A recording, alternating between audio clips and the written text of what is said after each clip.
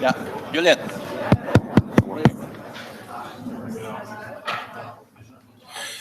Distinguished participants, if you could kindly take your seats, this workshop is about to start.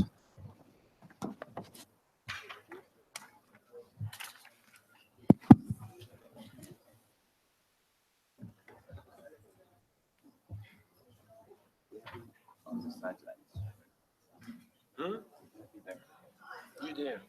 If I need help.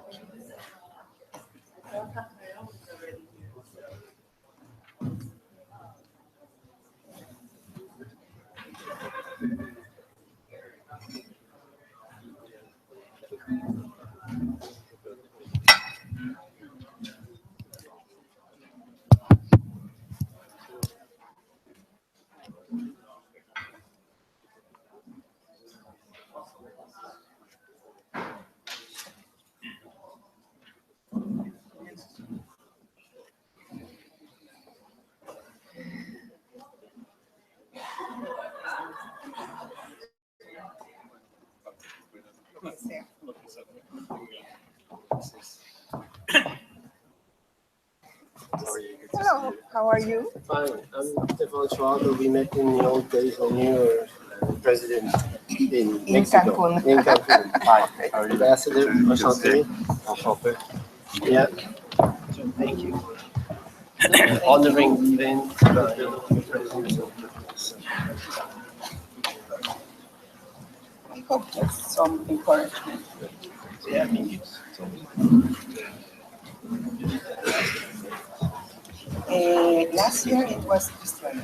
Oh, you were still Cristiano. Yeah. But I remember some energy, energizing. Yes, yes. All right. We start that first interview.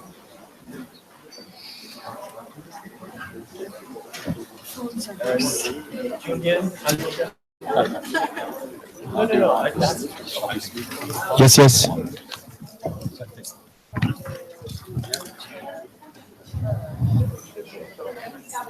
Good morning, colleagues.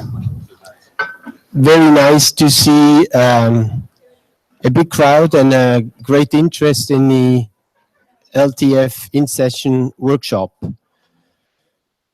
Before we will provide you with a short introduction on the background and objectives of this workshop, we are honored to have Ambassador Aziz Mekouar,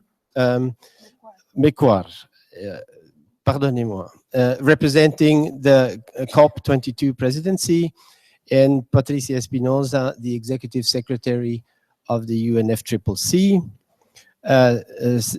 Climate Change Secretariat. They will give us opening remarks. We all appreciate, we thank you for taking the time in your busy schedules to address this workshop. And without further ado, I would give the Executive Secretary, Patricia Espinosa, the floor. Yes.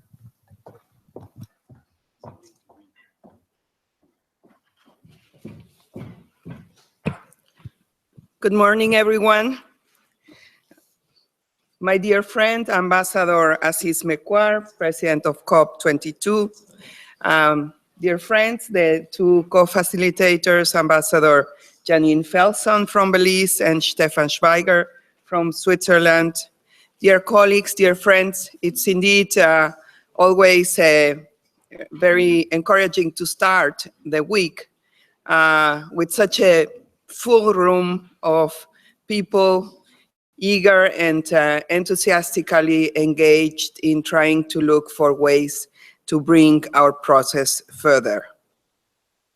I'm delighted to speak to you at the opening of this in-session workshop on long-term finance. These annual in-session workshops are critical to the ongoing efforts to scale up the mobilization of climate finance. An important milestone in long-term finance was reached last year through the second high-level ministerial dialogue on climate finance at COP22. Under the able guidance and leadership of Ambassador Mekouar, progress was made on a number of issues, including support for readiness activities and funding for adaptation. I thank you for that, Ambassador. Finance, as we all know, is at the very heart of the successful implementation of the Paris Agreement. And beyond that, finance is at the very heart of achieving the Sustainable Development Goals, of which number 13 refers precisely to climate change. In Marrakesh, I underlined that without the needed financial flows, both the Paris Agreement and the Sustainable Development Goals will largely remain a promise rather than a transformative reality. Taking it from policy frameworks down to specifics, unless the right frameworks are in place and unless there are concrete programs, projects, and clear investment opportunities, we know that finance will not flow.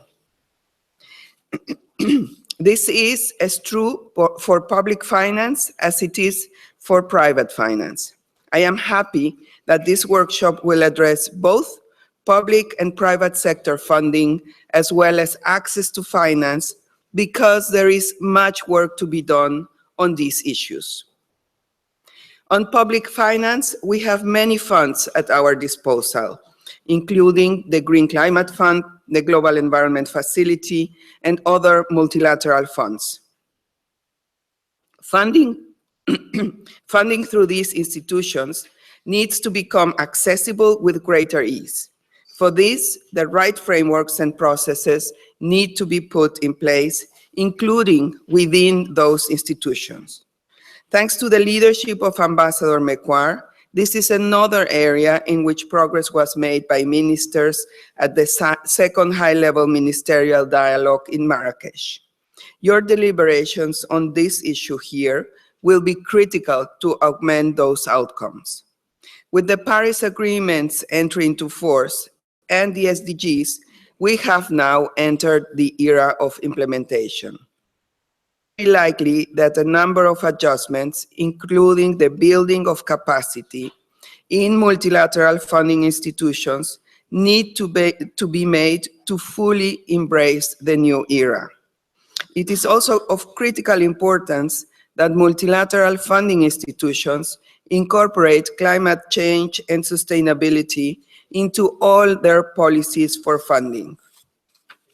On the recipient side, processes within countries that are aimed at securing multilateral funding may also need to be adjusted to reflect this new phase of action.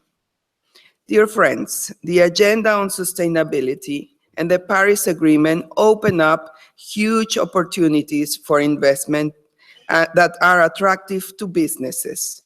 But these opportunities need to be clearly identified and communicated. This workshop provides a space to dive deeper into gaining a full understanding of developing countries' needs. As countries embark on turning their NDCs into clear investment strategies, programs, and projects, the private sector will play an increasingly important role in implementing and funding. For this to be successful, we need processes that are both sustainable and economically viable. The right frameworks to attract finance at a lower cost need to be put in place. This is especially important for developing countries. Due to the transformational potential of private finance, it is vital that the 2017 and 2018 in-session workshops continue to discuss enabling policy frameworks and credible long-term planning. Operations and the outcomes of these in-session workshops, and as we fully embark onto the path of implementation, you have a key opportunity to move these important issues forward. Dear friends, we need to move purposefully on these aspects. We all know that the most vulnerable need support. Through the implementation of SDGs and the Paris Agreement, we have the opportunity to create a better, safer world for all. Let us ensure that the poorest and most vulnerable are at the center of that world. Let us make sure that we transform the reality on the ground. The outcomes of these workshops will be of direct relevance to the COP and the ministers attending the biennial dialogues. Specifically, the 2017 in-session workshop will be one of the key elements that informs the third high-level ministerial dialogue in 2018, and I encourage participants to ensure that your discussions identify action points for consideration by the COP and the biennial dialogue. I urge you to use this opportunity to the fullest, and I look forward to the outcomes and wish you a very fruitful workshop, and also that you have a better understanding through this dialogue of each other's views and also the needs of the countries in the different regions. Thank you very much and have a very good and fruitful workshop.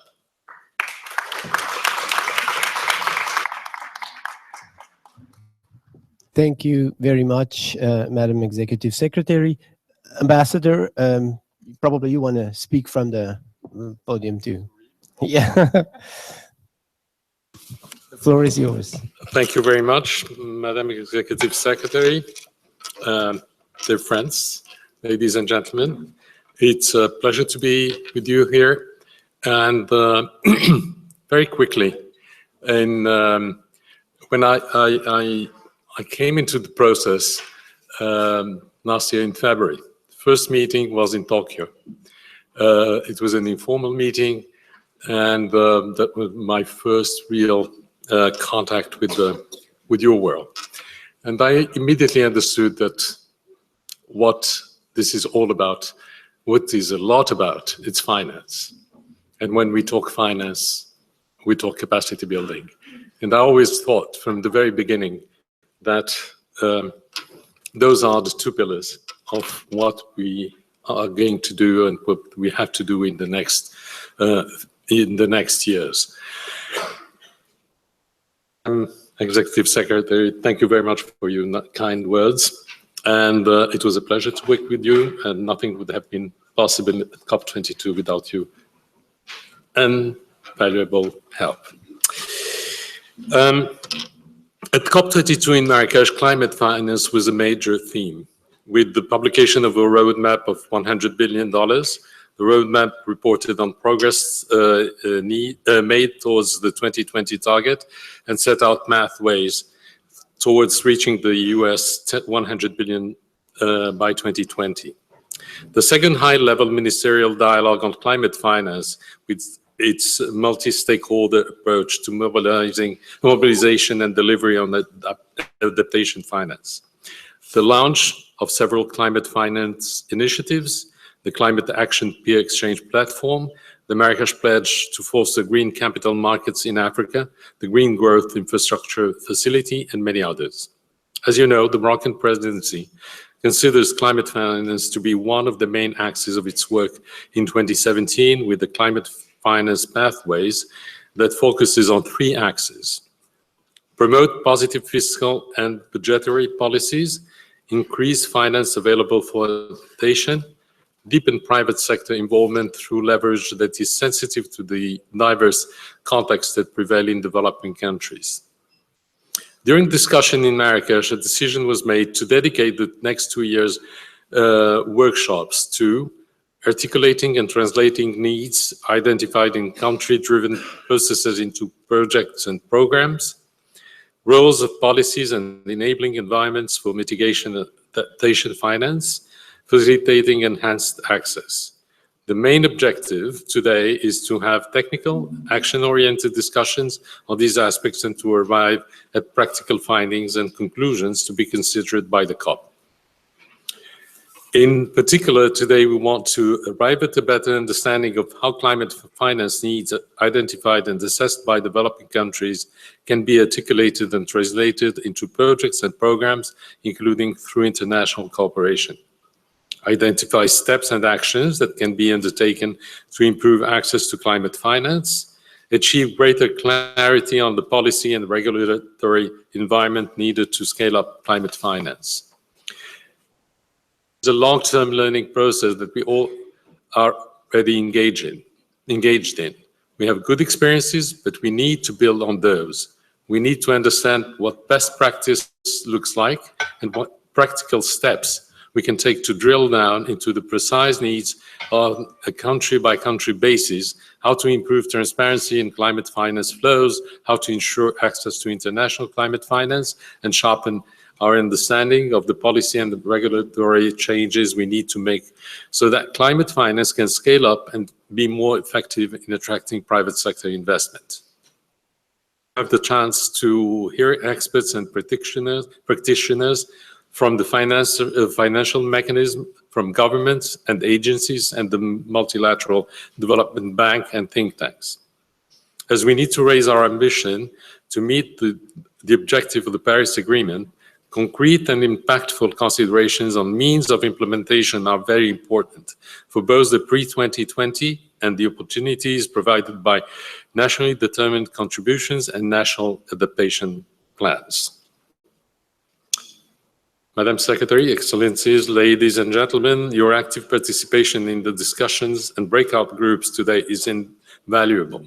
In order for us all to benefit from this workshop, I urge you to speak frankly and to focus on detailed practical steps that we can take to scale up climate finance while at the same time making it as effective and accessible as possible. Thank you very much. And I would like to hand over to our esteemed co-facilitators, Ambassador Janine Felsen, Belize, and Stefan Schweiger, Switzerland. Thank you very much.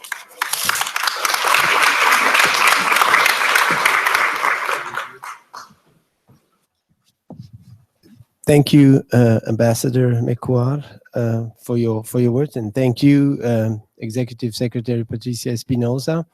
I think we got the expectations and also the encouragement and also the how would I say, the context. We heard what the COP presidency, what COP22 delivered, and the direction, I believe, is the right one.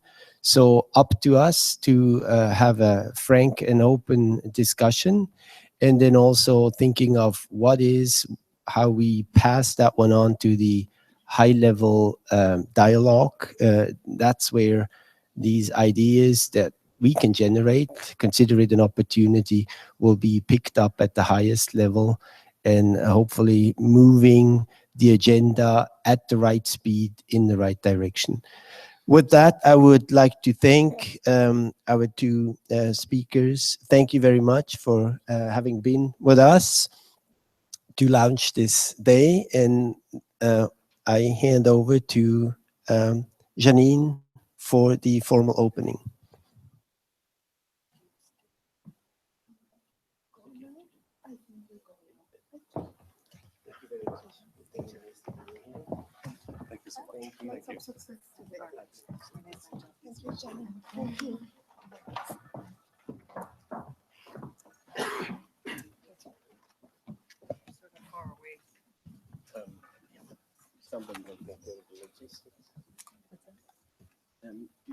You mentioned the thing of the MTBs right here at the beginning, or do you want to say that? It would be better, right?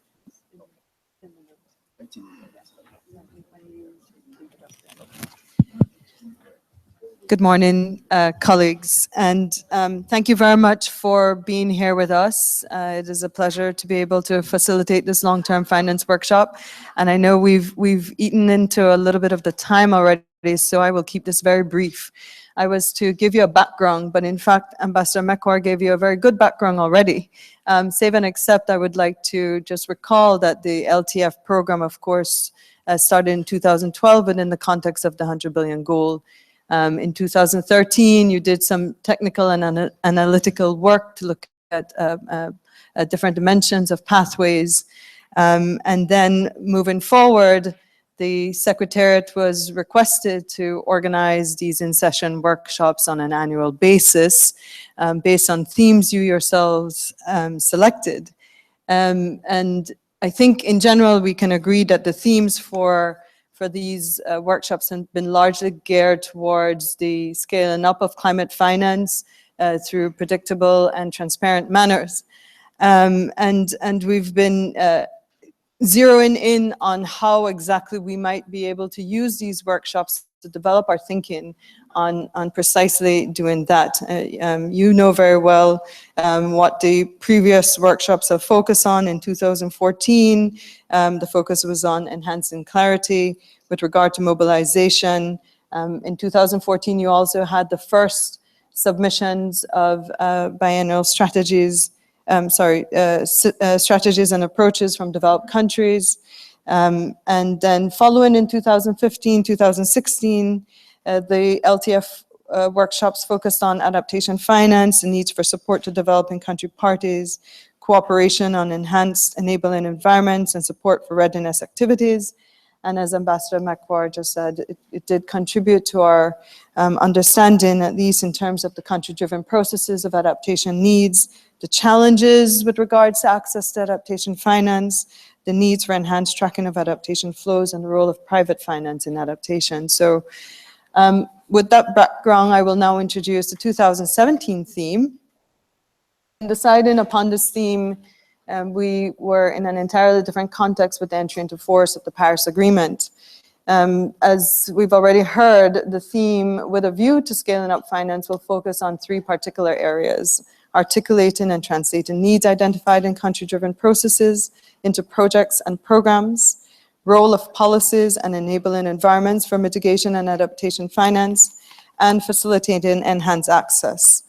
As you will have seen from the program that has been published, our approach will be to focus on the first one, the needs, and then the last, the enhancing access.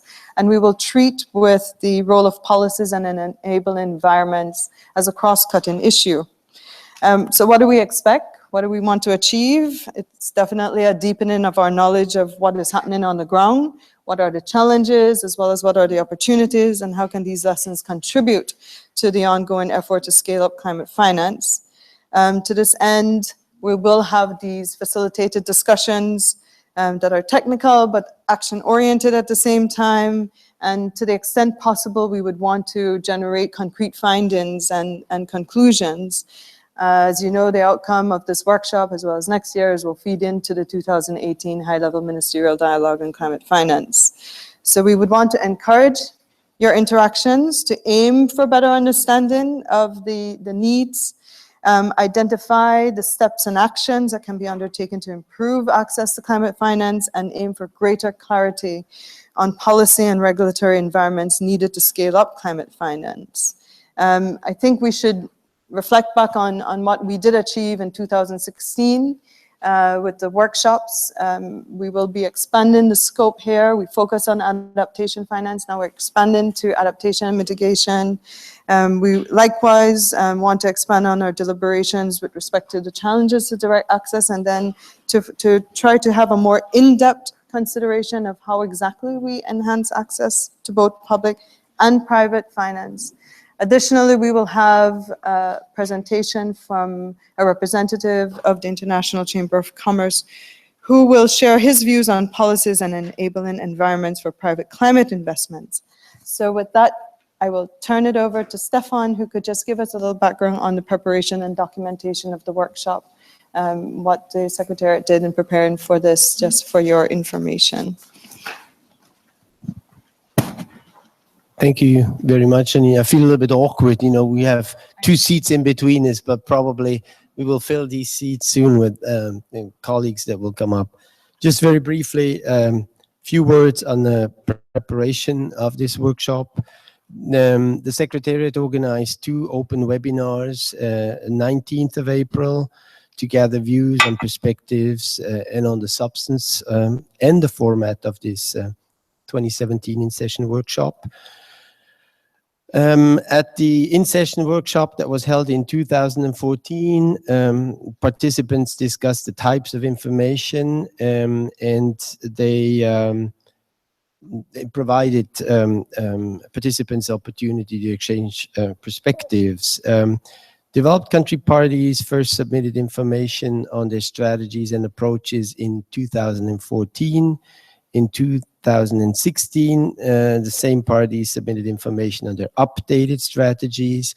Secretariat made a compilation and a synthesis, and that was published in April of this year. In-session workshops in 2015 and 16 had a thematic focus on adaptation finance, needs for support to developing country parties, cooperation on enhanced enabling environments, and support for readiness activities. This is just to show you how from the very beginning, when the first long-term finance workshop were started, under the able co-chairmanship of Zahir and Georg, it continued on, and it was not just a one-shot operation. The COP22 in Marrakesh invited parties and relevant institutions to consider the key messages from the workshop, which among others focused on country-driven processes for the assessment of adaptation needs, challenges with regard to access to adaptation finance, the need for enhanced tracking of adaptation flows, and the role of private finance in adaptation. The objectives of this workshop, of today's workshop, parties decided at COP22 that the in-session workshop on long-term finance in 17 and 18 should focus on scaling up climate finance for mitigation and adaptation, and focus on experiences and lessons learned. In 2017, the in-session workshop that we have today will focus in particular on translating the needs identified by countries, facilitate climate finance access, and roles of policies and enabling environments for mitigation and adaptation finance as a cross-cutting issue.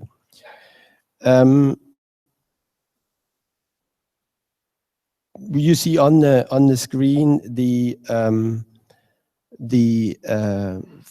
information that this workshop is video screened, but on YouTube, but I believe without video, you just hear the sound and you see the slides.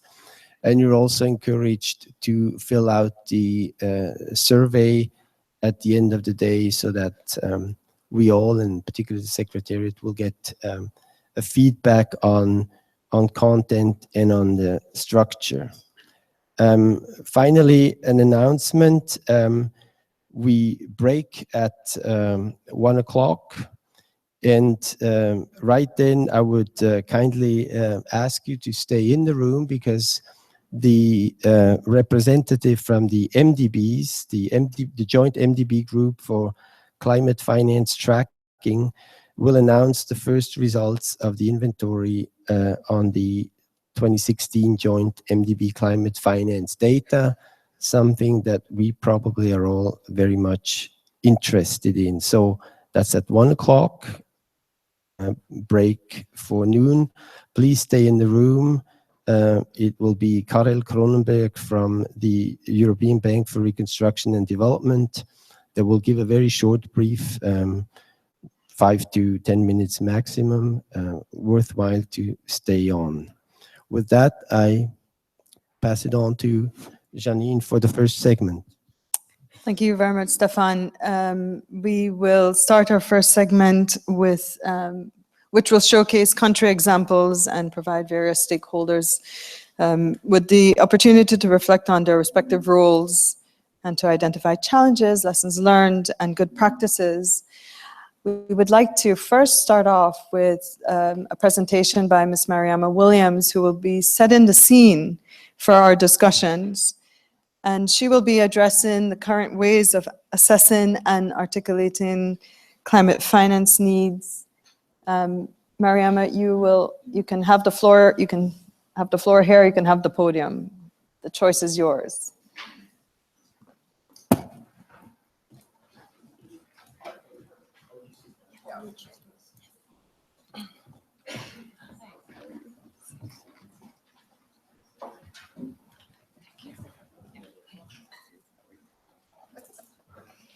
Okay.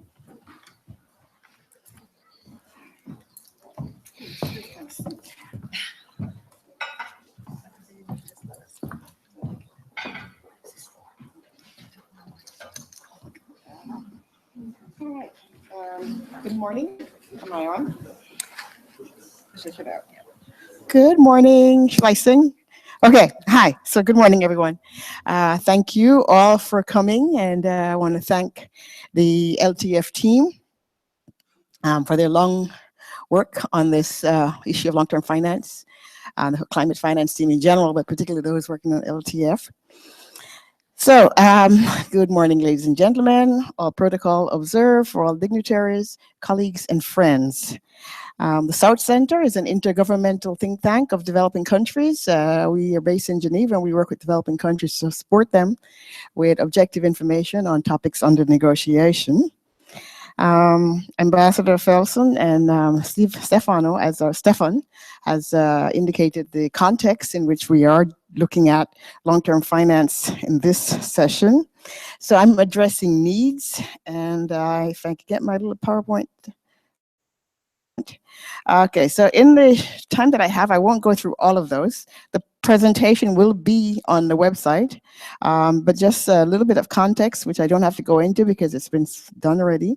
Then talk about some of the experiences with the instruments for articulating and translating needs under the convention, then some of the opportunities, challenges, and constraints with articulating, translating, and assessing needs. And with looking forward to filling the gaps and the way forward with some of the challenges and constraints on in this area.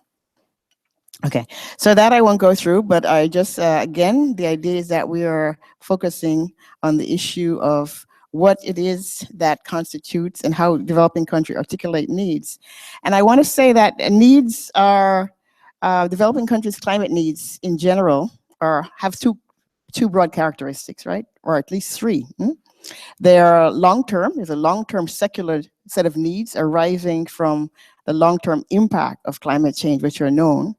But then there are the immediate and urgent needs arising from things like disaster, things like increased rapid pace of flooding, and other kinds of constraints that the long-term events forces on a country and its citizens, whether it's drought or immediate health issues. The needs are also driven from the policy processes set in place at the national level. And I will use the phrase enabling environment, but I actually don't mean what traditional people mean. I don't mean about setting it right for business. I mean the enabling environment in countries where governments set up processes for ministries to speak to each other and for citizens and the private sectors and community to speak to each other. The priorities that part of the challenge with implementing or translating needs have a lot to do with the priorities. And again, the priorities are based on a number of set of factors: urgency, but also on the financing available, whether those financing are from the domestic budget, as is pointed out in many of the BURs and national communications, and has also been pointed out in the series of exercise that has been carried out by UNDP called Climate Policy Institutional Expenditure and Review, which shows that developing countries are spending significant amount of domestic budgetary resources meeting climate issues. And of course, the needs are also articulated around the policies and directive coming from this process, the UNFCCC. Of course, the Paris Agreement being one, the INDCs, but underneath that also is the need to reorient domestic policies and climate policies around meeting the commitments of well below 2 or 1.5. So it's also hard to talk about needs without talking about the supply side. So I think needs is the demand side, the supply side is also important. So what's in the Paris Agreement is also important, and has been expressed earlier. Part of the need in this process to understand what developing countries' needs are, the motivation is that we can better address those needs by scaling up climate finance. But we also must realize that developing countries' needs are articulated in a context in which there are multiple objectives, sometimes overlapping, sometimes contradicting, such as the Paris Agreement and the SDGs and sustainable development. They don't always go on the same track or on the same train. So articulating needs. In the UNFCCC, of course, there are quite a number of processes for articulating needs. We know of the famous needs study. We know of technology assessment. There are also national capacity self-assessment that's taken by countries. And in terms of reporting on needs and support received and what is needed, of course, we have the INDC, which is a star of the show, so to speak, NAMAs, which are linked to low emissions development strategies, NAPs and NAPAs. But needs, however they are expressed, needs to be translated into concrete adaptation and mitigation policies and programs on the ground. They need to be investment plans, they need to be detailed specification as to how you get from the needs that are articulated. And then there are challenges and constraints around articulating the needs, and I will get to those. And then lastly, how do we assess those needs in moving forward? And what are the tools and methodology? And I won't spend too much time on it because assessing was not part of my brief, but I just flagged that for completeness. So the key message here are that countries' national climate change strategies and plans are the context for their needs. And now until post-2020. So there is I think of needs when I'm presenting that, when I think about it's two-part, the pre-2020, which are the things that you must do now, the immediate urgent action that you must do now. And then there are those needs that are arising around the post-2020, which have a lot to do with how we mitigate, how the climate changes, and also the rules and procedures around the Paris Agreement. So these national climate strategies continue to be the basis for INDCs, and they're clearly defined, nationally determined contribution, and our country-driven processes, and taking into account the Paris goal.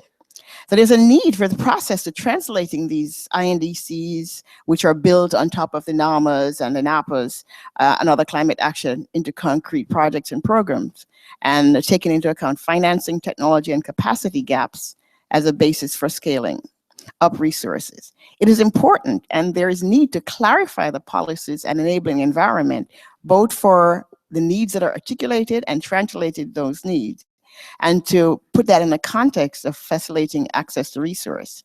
So this means that you need enhanced and rapid project support and pipeline development processes, which far exceeds what we have now. I know that in the GCF, we have readiness, and the GEF has country support program, but those have a very long time processes.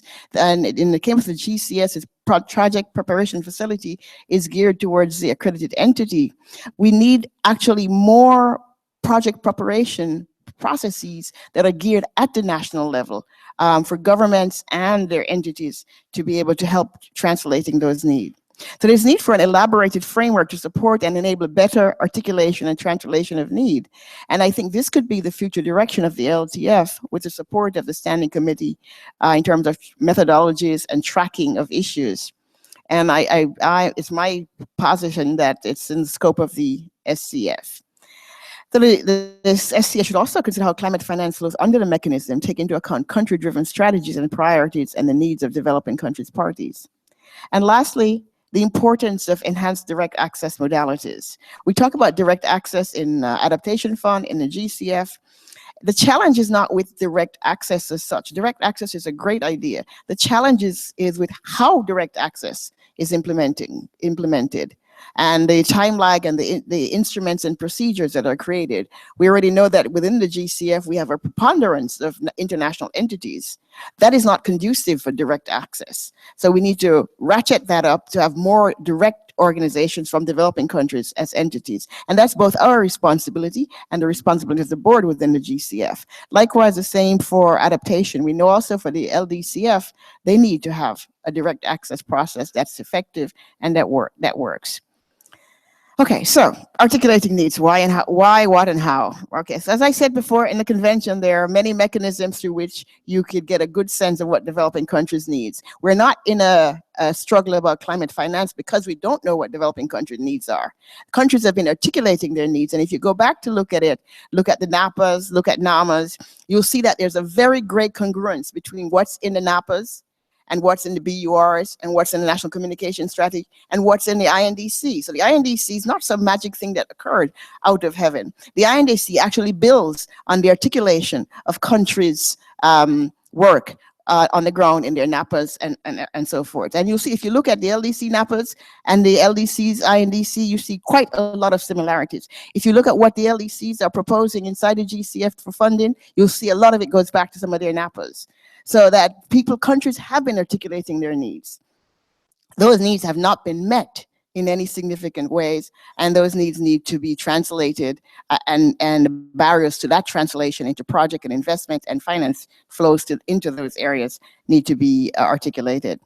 I'm just going to quickly go through, and I plan to spend much time, but in the BUR, there are justifications for finance and needs in the BUR, and many countries have. In fact, all the countries that I review have sections where their BUR speak to and give detailed reporting of their need and the support they receive. Ghana, in fact, was very meticulous in detailing the report of the support it received and the support needed. And also Malaysia, Chapter 5, speaks in great details about the challenges in articulating and translating its needs. So I am not presenting new information. The countries know. We have bodies of information under the reporting mechanism. It's now to really take those seriously and look at them and study them and draw lessons from them.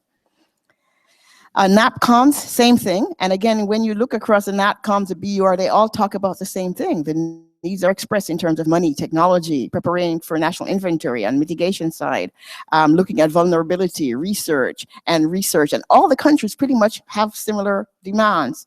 And again, I try to cross-reference to what countries are putting in their readiness proposal in the GCF, and you see similar things. So they're not coming up grabbing things from the air. They're grounding their requests in the things that they've put in the BUR and their NATCOMs. So these are very significant pathways that we have in the convention where countries have already articulated their needs. NAPA, same thing. We know that the LDCs have their over 400 NAPAs, which are not met. The needs have not been met, even though they were urgent and immediate attention, and there's a gap of $4 billion in terms of financing that. So there's a variety of challenges in translating the needs and implementing them. The challenge is not around articulating the needs, in my estimation. It's around the translation and implementing those needs and the constraints around those. NAMAs I won't go into. And of course, we know there are multiple other ways to articulate needs, and countries are doing it. We have National Policy Review Study. Tuvalu has a master plan for renewable energy and so forth. Mali has a National Sustainable Development Plan. And there are also sectorial plans that are very detailed. Nauru, Burundi, Burkina Faso.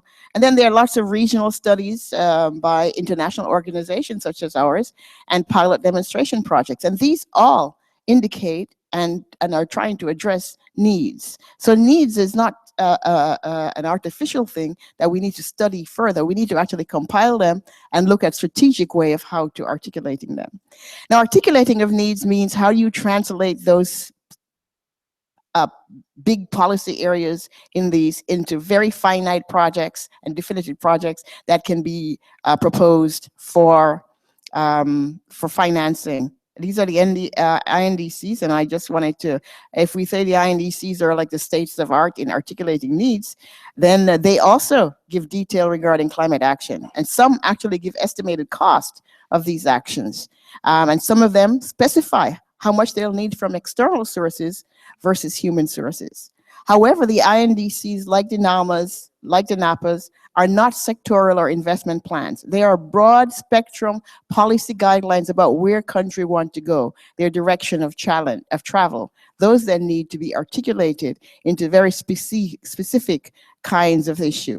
So my presentation in particular on NAMAs is based on at least 4 very good assessment reports that exist already. ADB has done one for its members. UNDP has done one. IGS has done one. And the most recent one is the one by Wischer et al., the German Watch, who've looked at the 180 NDCs and have come up that the aggregated cost of implementing the LDCs are $4.4 trillion or $349 billion per year. And they looked at the 180 INDC and said 79% include conditional and unconditional elements. Only 5 was without condition. 1/5, sorry. And the types of conditionalities that were put in by countries was around support, capacity building, technology transfer, market mechanism, and various other issues. Now, IED also looked at the LDCs and argues that the LDCs, the 48 LDCs and the INDC comes up to about $93 billion. Now, that would consume, this is per year, that alone would consume the $100 billion that's on the table. So the analysis of the component of INDCs really show that there is a significant and growing yawning gap, a chasm even, between the needs and when those needs are costed. Now, I want to caution you a little bit about these figures, because you have to be mindful that it's very hard to aggregate across NDCs because they are using different time frames, different currency, and various things. So they just give you an indication, they signal an indication. And remember also that the INDCs are not a country's total project. This is implementing, these are the costs for implementing the INDC, not for addressing the full spectrum of climate change policies that a country will have to deal with. And these are the numbers that independent researchers are coming up with by looking at the INDCs. And so many are now closely examined and going to break in. So the challenges in articulating needs are, of course, finance, coherence in policy, institutional framework, gaps such as technical and capacity constraint, and these were flagged in many BURs and outcomes. Retention of institutional memory for technical capacity. I want to flag that because part of that has to do with how we do capacity building. We do capacity building as hiring consultants, often foreign consultants. There's not capacity built in the country. So when a consultant leaves, of course you have retention problem of institutional memory because it leaves with the consultant and you're dependent on consultant. So we actually need to rethink what we do for capacity building. In this process, capacity building has become a code word for consultants. And we need to shift that, and we need to, as developing countries, we also need to take responsibility for defining how we get capacity building and how it's delivered and how we retain the techniques and instruments that come with that. Okay, lastly, constraint, co-financing and cost sharing. Again, even for LDCs, there are co-financing issues. So a country in articulating and translating its policy, they have a need, but when he thinks about the cost sharing that it has to come up with or the co-financing, that may be a barrier to it actually translating that need into real project flow. It has to do in-kind contribution and also the timeliness of support and various other things. So I will stop there because I think my co-facilitator has been very good with me, and I will stop there and we could pick up later on some other things. And I said the rest of the presentation is available on PowerPoint. Thank you very much.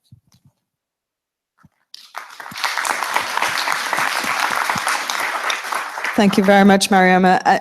Honestly, I would have loved to listen to your full presentation because I think it's very rich, but as Mariama mentioned, it's online.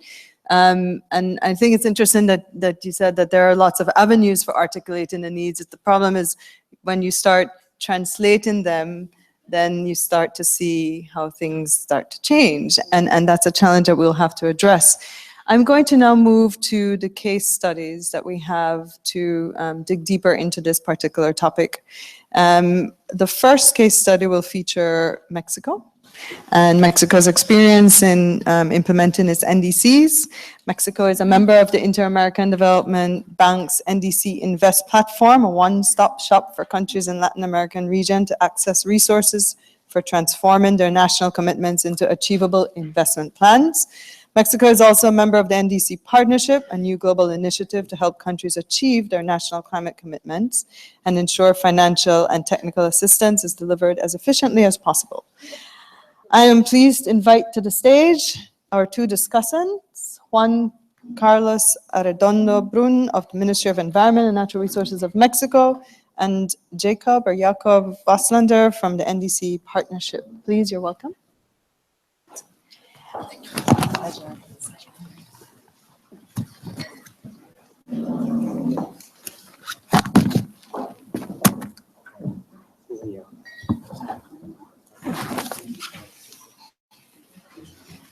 Great, thank you very much. And before we start, our colleague Amali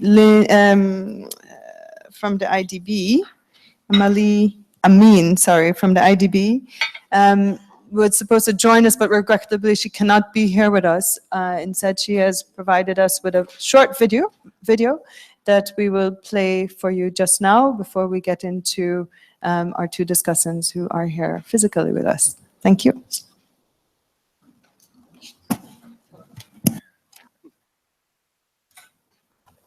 Hello, my name is Amelie Amin. I'm the Chief of the Division of Climate Change here at the Inter-American Development Bank. I'm sorry I can't be with you in Bonn today, but I'm delighted to be able to speak to you about our NDC Invest platform at this long-term finance workshop.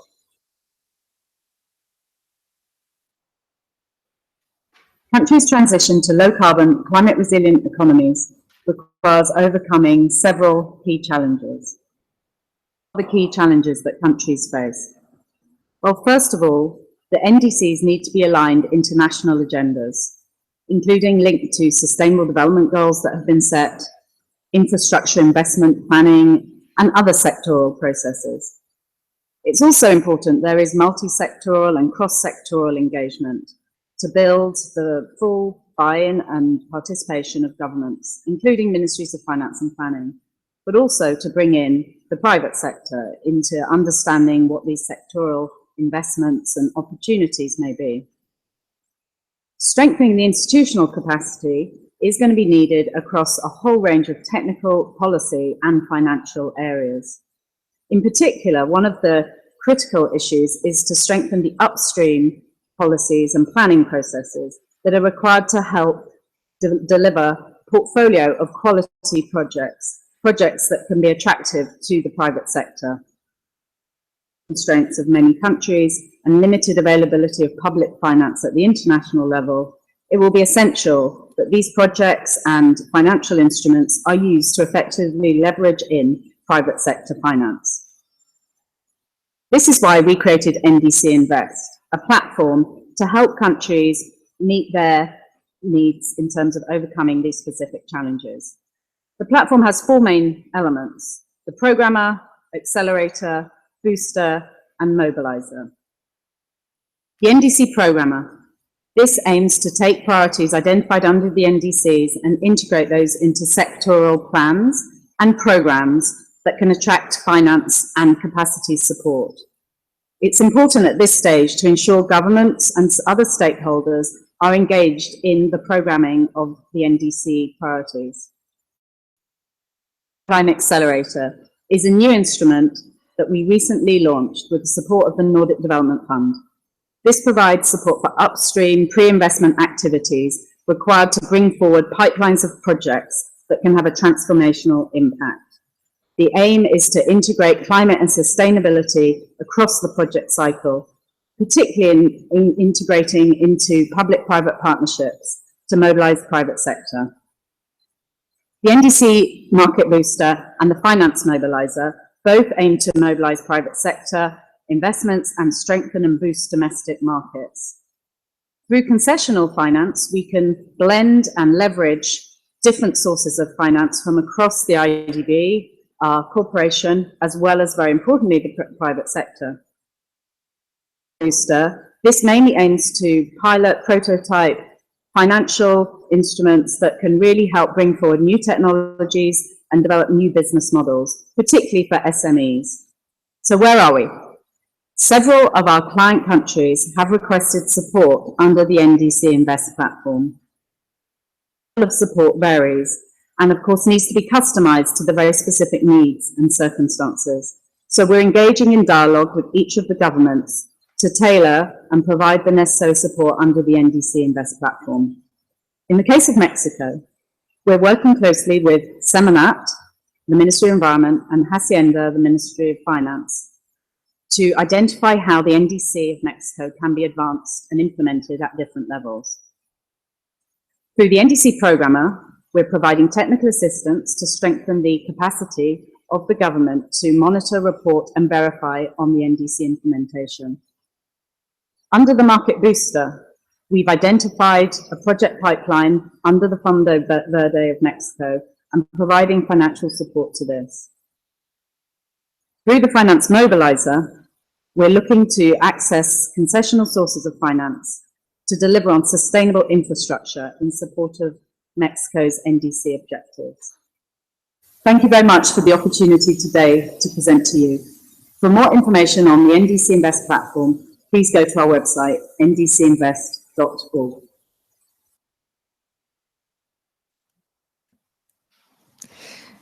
Now I'd like to turn the floor over to Juan Carlos so you can share with us your experience, Mexico's experience with regard to identifying its financial needs and assessing priorities in the context of the NDC development. Juan Carlos. Yes, thank you, Ambassador. It's a pleasure and an honor to be here with you. I see that long-term finance generates a lot of expectations, and what I want to do this morning is to share some answers to three main questions that we have set for ourselves. First, what is what we want to do? Second, how much do we need to do that? And third, what would be the delivery mechanism or instruments that we may use to achieve what we have in our commitments? And the experiences and lessons learned from our side will come in these next slides from the point of view of where we are coming from and where we are heading to.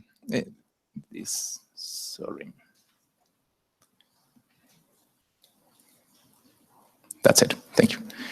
So since 2008, Mexico has been working on cost curves. This became at some point a fashionable way of putting together a number of potential policies, actions, and measures with a mitigation potential and a potential cost per ton of CO2 equivalent. And it was, as a tool, a way to, in a single graph, summarize everything that could be done in the country. Those policies, actions, or measures that could result in some type of savings for the country if we invested at that point, and some that would be a cost for the country if we decided to do so. And this work that has been undertaken by Mexico since 2008 has been being carried forward since then. So every 12 or 18 months, we have had some type of update exercise around cost curves in Mexico.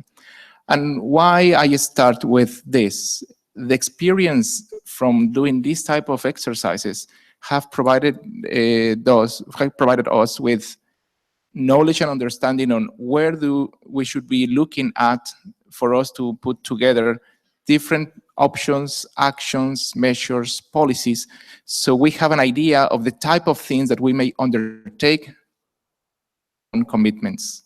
And second, doing these type of exercises also has allowed us to further understand what type of costs and numbers we should be looking at for us to be able to put a number, a cost, into each one of those potential policies, measures, and actions. So that experience,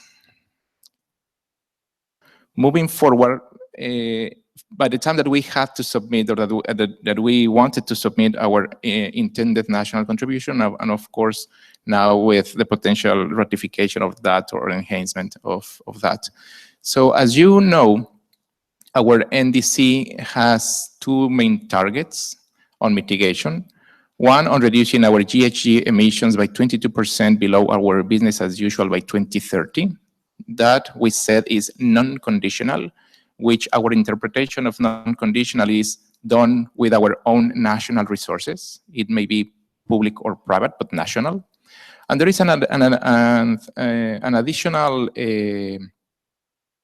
target of reducing 36% our emissions. So basically increasing from 22 to 36, condition to some provision of international support on financial, technological, and human resources, basically, in terms of capabilities.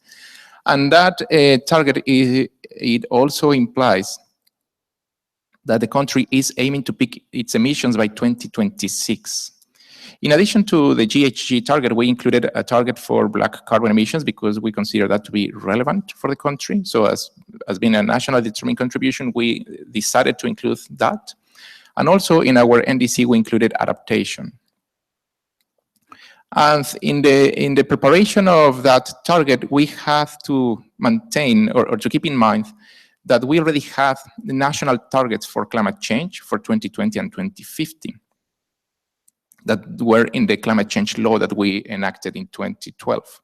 And also that just before we submitted, or by the time that we were to submit the NDC, there was a new energy transition law enacted in the country in which we established a goal for clean energy generation by 2024. So all of this was part of the menu that we have in front of us.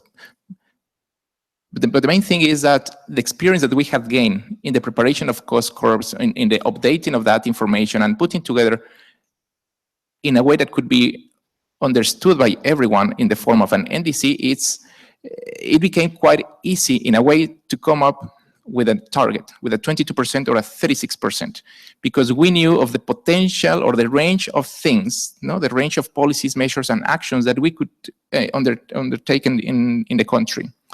So the next step, in addition to the what to do, was to look at how much is needed, because we said, well, the 22% is according to is non-conditional and according to the national resources. So how much do we need for that to happen? So the 22% had the assumption that if we went for 30 different policies and actions that we had already identified as part of this updating of the cost curves, we would need to invest around $150 and $160 billion over 15 years. This was made in 2015, so it was a consideration between 2015 and 2030. So by the time that we had to demonstrate that we were in compliance with our own target. So this estimation gave us an idea of the amount of money that was needed for us to undertake those 30 actions or policies and for us to comply with our own national target. What was the implication of conducting this type of exercise? Well, first of all, that we have to maintain within the National Institute of Ecology and Climate Change a group of economists who could fully understand the idea of policies, actions, and measures in the context of climate change. So for people who is not dealing with climate change on a daily basis, to fully understand what does the cost curve mean and what the information is coming from, and for them to help us update the assumptions for some of the information on cost and investment needs, and for them, of course, to be able to put together all of that into a single number. And the next phase of our work is to conduct a similar type of exercise on those policies and measures and actions that provide us with a transformational change that would take us from the ambition of 22% to 36%. That is work that is about to start in a couple of weeks back in Mexico. So we hope that very soon we will have a similar number for the 36% for the conditional part. And then, of course, is the discussion on the delivery on this. So the question is, once you have those numbers and once you have identified the type of actions that you may undertake, how do you translate that into something that is approachable, easy to understand, and that it's attractive to those who are in the financial sector? So we are thinking in terms of putting this information in the sort of an implementation plan, an NDC implementation plan, in which we can describe not just the amounts or the what, but our thinking about the how. And that's important because we need to tell everyone, or we feel that it's important to tell everyone, not just about what national resources we will use for complying with our own 22%, but also in terms of how national budget will play or not a role in raising our ambition. And if it's not from national resources, how much are we going to rely on development banks, either through technical assistance or some type of loans? If we are going to rely on the GCF, the resources for readiness for some things, or some type of equity or some leverage for other investments to come, how much are we going to use, or we intend to use private sector into that? And of course, we need to think about which specific sectors are more attractive for the private sector investment. This is particularly relevant because, as I mentioned, we enacted a new law on energy transition, and that comes after a significant energy reform in which now we allow for private investment to go into the energy sector. Of approach under an NDC implementation plan was unthinkable in an area in which we didn't have such an energy reform because private investment was not allowed into that sector. So the transformation of the sector was not possible because that was relying on national resources, basically on the budget. So the lessons is that as soon as we are able to move into the implementation plan and provide this type of information, we will be able to come up with specific projects and put those projects in a way that they are investment ready for the financial sector. And of course, the next step is the execution or implementation of those. And that's when MRV comes to be important, because it's the MRV of the action and the MRV of the support. Everyone knowing if we are delivering in terms of the mitigation that we envisage, or if we are, that is there a gap on that. And of course, on knowing if for the financial contributions or investments that come to it, if the resources are being used in the way that were planned. The implications of this approach for the negotiations, from our point of view, the negotiations on long-term finance, is the importance of clarity, transparency, and understanding of what we do, the CTU component of all of this. So it's not the finance because of the finance itself, but the finance because it has a specific purpose for helping us achieve our goals. So that's just the remarks that I wanted to share with you today. Thank you. Thank you very much, Juan Carlos, for taking us through the various steps, a very methodical approach to identifying priorities where investment would be needed, and then moving on to your NDC implementation plan, as well as execution and MRV, and of course your final point on the relevance of this for clarity, transparency, and understanding, looking at the bigger picture of what it is that we're trying to achieve through our implementation overall of the convention obligations as well as the Paris Agreement.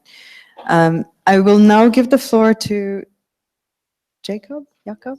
Okay, Jacob is fine. And I'd like you now to elaborate on how the NDC partnership supported Mexico in conducting the assessment of needs. And perhaps you could also talk about the NDC partnership role in helping countries translate their financial needs into implementation projects and programs. So the floor is yours. Well, thank you, and good morning to you all. I will tell you briefly, very briefly about NDCP, what it's standing for, and then our first findings on what we have found in our in-country engagement. And then also briefly touch upon one of our partners, Mexico, what is ongoing there and what the challenges are. The partnership, it is really aimed at hands-on approach, making sure that the NDCs are really being implemented, and that's the Paris Agreement is really translated into action, and that we come into a transformational climate policy area. We have several guiding principles. Country-drivenness, that is key and core of our partnership. It should focus on the long-term climate actions, and it should also align development and climate change policies. Those are key elements which drive our partnerships. All the principles you can read later on in the presentation when it's being sent around. We have currently, we started in Marrakesh with the launch, so end of last year. And in the meantime, we have 57 member countries, 15 donor countries, and 42 developing countries, and we're still counting. We get very regular requests for new membership of partner countries. We also have institutions which are a member of the partnership. Currently there are 8, and as we speak, I know that a 9th one is busy submitting its membership request to us. So also that is expanding. What are we actually doing? We are there and we work through partners. So the host country is really key in our work. And we work with development partners and international institutions, which you all know, in making sure that the country's support is really tailored to needs and that we really see an acceleration of results. We work on developing and sharing knowledge and information. This can be south-south, north-south, it can be all directions, but that's where we are developing also databases, and we also have workshops and trainings. We facilitate technical support, So also do linking with new initiatives, new instruments, and we facilitate financial support. So to see where we have financial needs and how those can be met by those who can provide funds. This is my second element, which is giving you the first findings of our engagement. So we are still quite new, but in talking with our partner countries, those are middle-income countries, low-income countries, so it's a wide variety of countries. What we found in our engagement is that many of our counterparts mentioned that they're still in the beginning of mainstreaming climate action. Many mentioned that their NDC or INDC had been made in quite a rush in the running up to the Paris Agreement, and so it really needed further elaboration. Also, the linkage between the ministry which is in charge of the NDC on the one hand and the finance, planning and sectoral ministries in many places could be strengthened. And also the NDC finance needs need to be a part and parcel of fiscal planning and budgeting. I know a lot of those elements were mentioned also by Mariama in her great introduction, but what we found is that really several countries hadn't yet integrated it well in their budgeting process. And also linking with development partners and private sector, which is a top priority, needs further work. Translation of those actions which have been developed into bankable project is gaining much interest, but in many countries it's not yet there that really those projects are sufficiently solid to get indeed sufficient traction for financial closure. Legislative frameworks, that's also something which is still under development, and it is something which needs really be improved, and also the application of those frameworks needs further work. And a final point was that the whole of government approach, really making sure that the climate action is shared through the whole government, that is something which we found not always being taken for granted, and also the linkage with development partners on climate action was not always well organized, also amongst development partners. So those were findings which are currently the stage in several countries.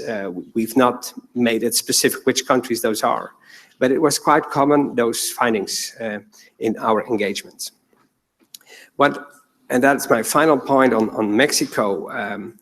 Mexico recently became a partner of NDCP, and we're very pleased to see such an ambitious country really part of NDCP, also expressing your willingness to help with knowledge transfer, because you really gained a lot of traction. You're really one of those countries which has been able to overcome many of those constraints we've found. So in that sense, you're really going well on track.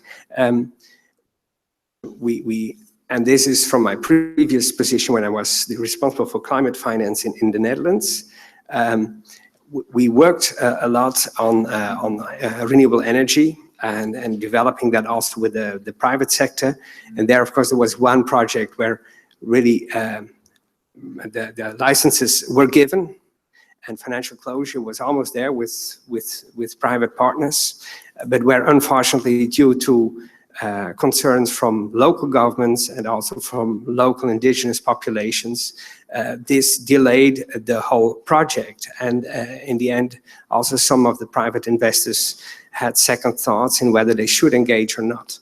And this shows that we need to speed up climate finance. We need to engage the private sector, but we also need to be sure that we really get everybody on board so that indeed projects can be implemented as planned, because the ambition is good, the objectives are excellent, but it's important indeed that the overall support is there. And still this is something which is very much feasible, but where we have to reflect on how we can accelerate, how we can really aim at greater ambitions, but also keep everybody involved. And that is, I think, a challenge still where I hope we can also help Mexico where needed in really getting those ambitions on renewable finance and private sector engagement really well combined as a good example on how to make progress. Well, that is what I wanted to tell you from the NDCP side. I hope I stayed within my time limits and ready for questions. And I will also be present at your workshops later on. So thank you. Thank you very much for that very useful presentation on the types of support that is available to countries in beginning to translate their needs, but more broadly on the last point of how we might need to deepen our collaboration. This is a point that we certainly will be addressing at the end of the session. So we look forward to input. I'll do a very brief 5-minute Q&A, unless maybe our participants would be open to that. For purposes of clarification, as Jacob just mentioned, Juan Carlos and Jacob will be in the room, at least for this morning. So if there's anything that you'd like further elaboration on, please feel free to reach out to them. But do you have any immediate questions for clarification or observation for the discussants?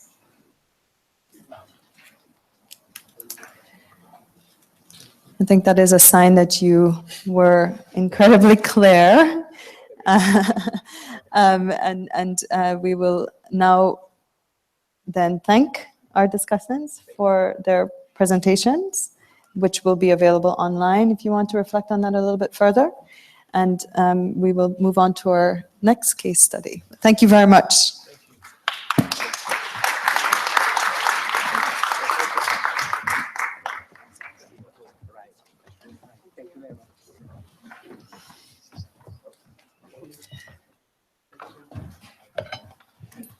Thank you very much. We're running slightly behind, but we're all fast-footed, and I'm sure we will pick up the time. So we heard about Mexico, and the next country case is Gambia. For that, I would like to ask up on the floor the next discussants. That's Bubu Pateyalo from the Gambia, Chiz Aoki from the Global Environment Facility Secretariat, and Sarah Trerup from UNEP DTU Partnership. Come up to the podium.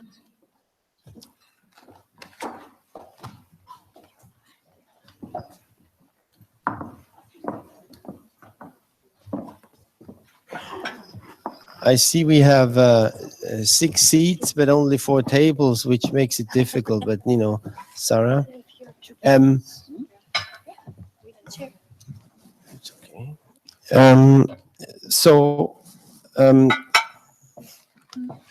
Our next country case is the Gambia, and without further ado, thank you all the panelists to be here and share your experience. Can I first give the floor to Bubu? Floor is yours. Push it up. Push it up. Yep. Okay. Thank you, co-facilitators, and thanks to the organizers for inviting me here. Actually, I just sneaked out of the capacity building informals because I'm co-facilitating that. So I need to run back to that co-facilitation. But this is going to be a short one because we in the Gambia, we are a member of the second round of countries that are being supported to develop our TNA. And this is the funding is coming from Jeff and CTCN. So Sarah will describe more on how the process is done. But we in the Gambia,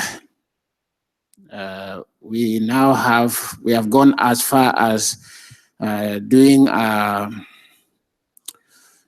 some analysis, and we came out with some technologies. We are doing the barrier analysis and then develop some project ideas, and that we will call those the technology action plan. And during the consultation, Sarah will tell you about the consultation, but during the consultations,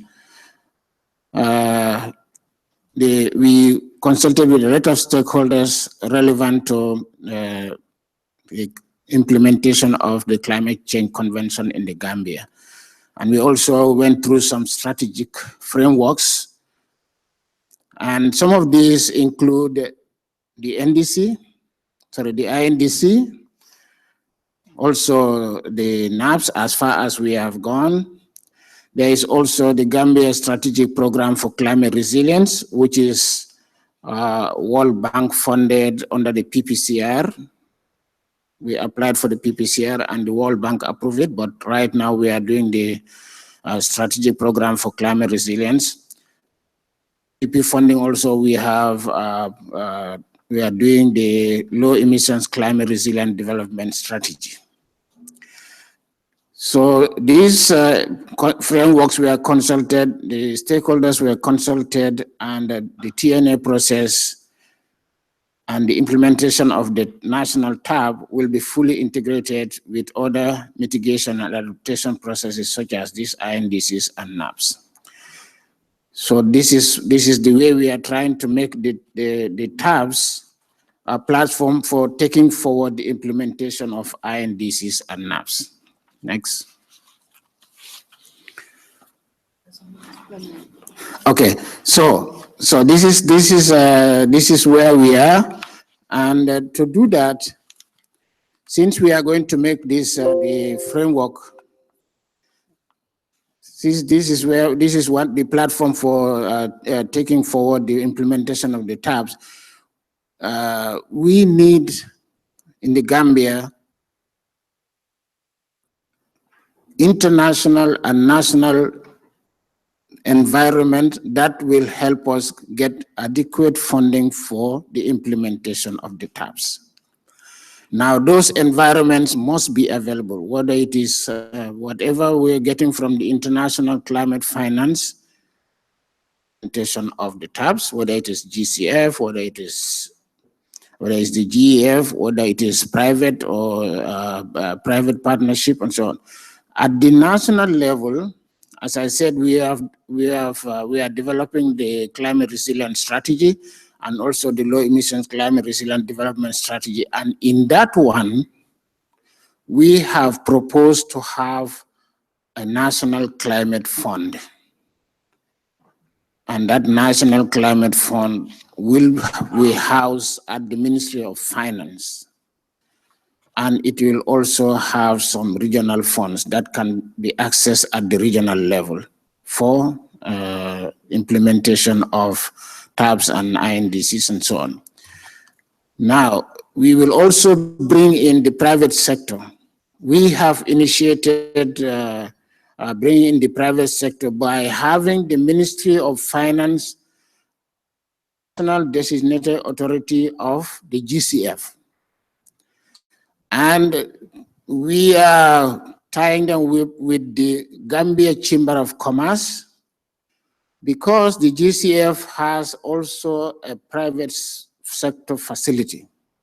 So we believe that by having the Gambia Chamber of Commerce work closely with the Ministry of Finance, that is the Director of Budget of the Ministry of Finance, we will be able to make use of the opportunities that are there from the GCF for public-private partnership and also access to private finance.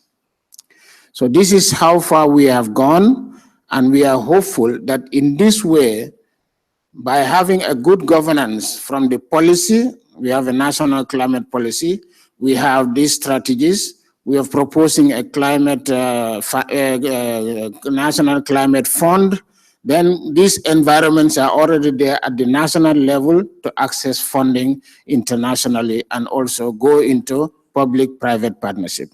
Thank you very much.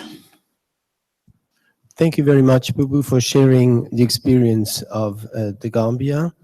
The next presenter is Chisaoki from the Jeff. You will probably highlight how the Jeff helped in the case of Gambia and how the Jeff in general can assist countries. Floor is yours. Thank you, Mr. Co-Facilitator. Good morning, everyone. My name is Chiz Aoki. I come from the GF Secretariat, and thank you for inviting us to take part in the long-term finance workshop. I was today requested to talk about what we're doing to support the Gambia in terms of the climate finance. So I only have 2 slides. One is on what we're doing, and sort of try to contextualize what Bubu has currently said, as well as the TNA further detail that Sarah will present. And I have just one more slide that talks about what are some of the influencing models that we can take the idea into bankable proposals. So this is just a snapshot. As we all know, the INDCs of Gambia was submitted in September 2015, and it had mitigation and adaptation elements. And under the mitigation, it clearly articulated some of the sectoral priorities that the Gambia would want to articulate, in addition to the unconditional implementation that the country has committed to do in 2 areas of afforestation and renewable energy. So items that the country identified as in need of finance and technical assistance and mitigation covered primarily agriculture. You can read this. Energy, and under energy, there were 5 subsectoral elements that clearly said that the country needs financials and technical transfer support, as well as transport and municipal waste management. As for adaptation, in the INDC, it clearly referred to the NAP process as the articulation of longer-term needs, although the Gambia has already undertaken the NAPA process. And even in the INDC documentation, it articulated some of the sectoral priorities that the country is hoping to address through the policy-making process that Bubu already articulated. So what was interesting in this particular INDC was that it also identified 13 technology transfer needs, and it basically covered very nicely with the mitigation as well as adaptation needs articulated in the INDC. And transposing on the INDC is the TNA, which is a technology needs assessment. That's an ongoing work that has been done between the Gambian government as well as UN environment that the GF has been supporting. And under that, it is supposed to be articulating what are the technology transfer needs and what are the action plans. In other words, how do we come up with bankable proposals? And the process itself, I won't go into much detail because Sarah will talk about it. It's supposed to be integrated with the priorities as well as the process for what's identified in the INDCs as well as national policies. Clearly covers mitigation and adaptation. So what has the GEF been doing? We've been doing business with the Gambia for a long time. We've already have close to 50 projects in mitigation, adaptation, and land biodiversity.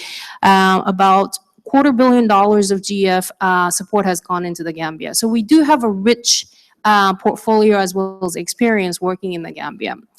What we have committed to do is that we will support the implementation of priorities identified in the NDCs and also the TNA process. The TNA process is ongoing, and that's supposed to do a little bit more deeper dive, I guess, into the mitigation as well as adaptation priorities identified. We have referenced that as well as the INDC priorities in what we call the National Portfolio Formulation Exercise. And that's a process where the Gambian government and stakeholders and the GEF would sit together and think about, given the GEF resources that will be made available within the current GF period, which is 2014-2018. How do we go about matching the priorities to the resources that's on the table? And already there's a couple of ongoing projects that are clearly identified and are aligned with the INDC. One is a C4 action agenda, and these is actually articulating the priorities related to cook stoves, renewable energy, energy efficiency, as well as stakeholder platform that would also engage the private sector. So that's already approved and under implementation. Another area is clearly for both mitigation and adaptation. What do we do about adapting agriculture? So that project has already been supported through the LECF. It's undergoing implementation. What's very much interesting is looking forward. There's significant amount of resources yet to be programmed in the Gambia. And we already have a number of pending projects that's in the pipeline and technically approved. And we have made sure that the GCF is already actually supporting another unit proposal on adaptation. And that's related to, I think, coastal areas and ecosystem-based adaptation. So that proposal and another multi-sectoral project that the Gambian government has put forward, again with UNEP, covering the ecosystem-based adaptation, land-based as well as sea-based, would be developed and implemented in synergy with the GCF. So these are the measures we're taking in terms of supporting the Gambian agenda. Amali from IDB identified 5 areas, what are the challenges in terms of supporting the financial needs, and she talked about elements related to alignment with national agenda, cross-sectoral engagement, institutional capacity. Again, this is element that Bubu identified. How do we come up with bankable proposals and budget constraints?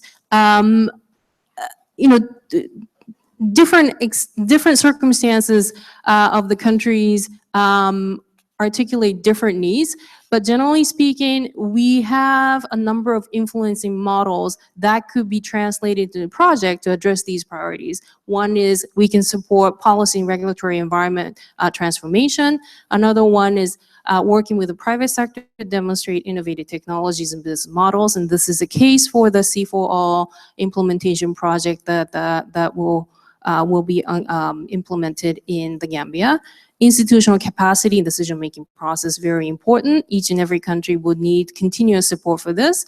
And finally, in order for the private sector or other domestic or even multilateral financing institutions to come in, a lot of times there is a policy or, more importantly, financial risk associated with the projects and to make the projects bankable. And this is where the GF grants could be utilized to basically de-risk or make the concessional financing more attractive for other entities to come into place. So I will stop right there. Thank you, Mr. Co-Chair. Thank you, Chiz. Thank you also for having stayed in the time. We heard what the GEF has been providing and in general is being able to provide. Now we hear it from the agency. UNEP, Sarah, floor is yours.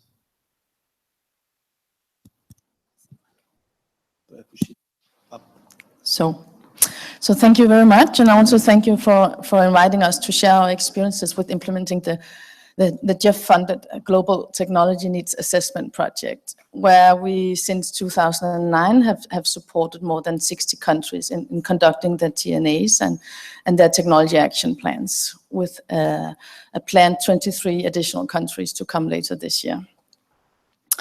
So what are we talking about when we talk about the TNAs and the process of conducting a TNA? Well, it's a country-driven process, and there's a national TNA coordinator driving the process in the country with a national team of local consultants and sectoral or technology working groups. Countries start by identifying priorities based on existing processes and plans, thereby also their INDC or NDCs. So they take as a starting point already existing national priorities. And based on this, they identify technologies that can contribute into reaching the targets set in their national context. Then there's a process with assessing the technologies and collecting information of why these technologies are useful in the local context. And the countries are then prioritizing technologies, again, with nationally selected criteria reflecting social, economic, and environmental aspects for the country. After the prioritization of technologies within key sectors for mitigation and adaptation, the national teams work on a more thorough, in-depth assessment of what are the barriers and what are the measures which could create enabling frameworks for the wider transfer and uptake of these key technologies. And the next step is translating these identified enabling frameworks into technology action plans. The technology action plans are sort of a roadmap which includes the actions required to create the enabling framework conditions for transfer and uptake of the technologies. So it's not only specific on the technology itself, but it includes the enabling framework. And the enabling framework also identifies these required actions, and the technology action plans would then require cost estimates of finance needs to further implement this framework. And just to show you two examples of the finance needs in two different technology action plans. One is from Azerbaijan in water leakage repair, and the other one is from Mauritius on introducing desalination plants for hotels along the coastal zones. So you see that countries are identifying technology needs and financing requirements, not only for the technology, but to create the enabling conditions to enhance uptake of the technologies. So how do we support countries in their TNAs? Well, as I said, the work is done by national consultants. It is not UNEP DTU doing the work. It is consultants like we have Bubu here with us today. And we provide technical support. We provide methodologies. We provide tools. We work with regional centers who support countries to go visit countries through technical support missions. We have regional training workshops where we bring countries together, both in terms of training of methodologies and tools, but also to facilitate sharing between the countries. Then a new element which would be introduced in future TNAs is also that we would have national training workshops, since this is a request coming from the countries that a need for more broader training at a national level is required. So what we envisage is to introduce two national training workshops as well. Then how to reach implementation. Well, we have seen this, we see this being discussed very often. Now countries come up with their technology action plans and with their project ideas, and we do see implementation, but we would what we are really trying to enhance the further implementation of these ideas. And based on a COP mandate to the Technology Executive Committee, COP21, we closely collaborated in preparing a new guidance on how to prepare more details on the technology action plans. So that one was ready last year, and this is also a new element that we have worked together with the tech in producing, and that we are continuously using to support countries.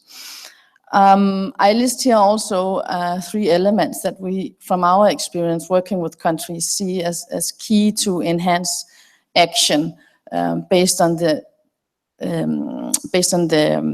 needs countries identify. We see that we build capacity at a local level of individuals, but we also aim to create institutional level capacity building.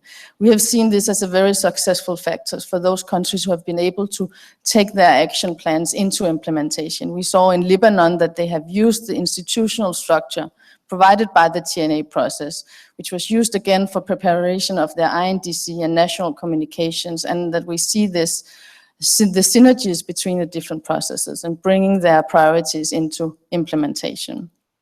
Then another aspect where we see countries are also successful in reaching implementation is where we have national champions. We need somebody to take the idea and run with it. If we can have many plans and reports, but if nobody is taking responsibility and take the ideas further, it's difficult to see how it can reach towards implementation. And finally, and I think this was also repeated in the early presentation this morning, we do see a large gap from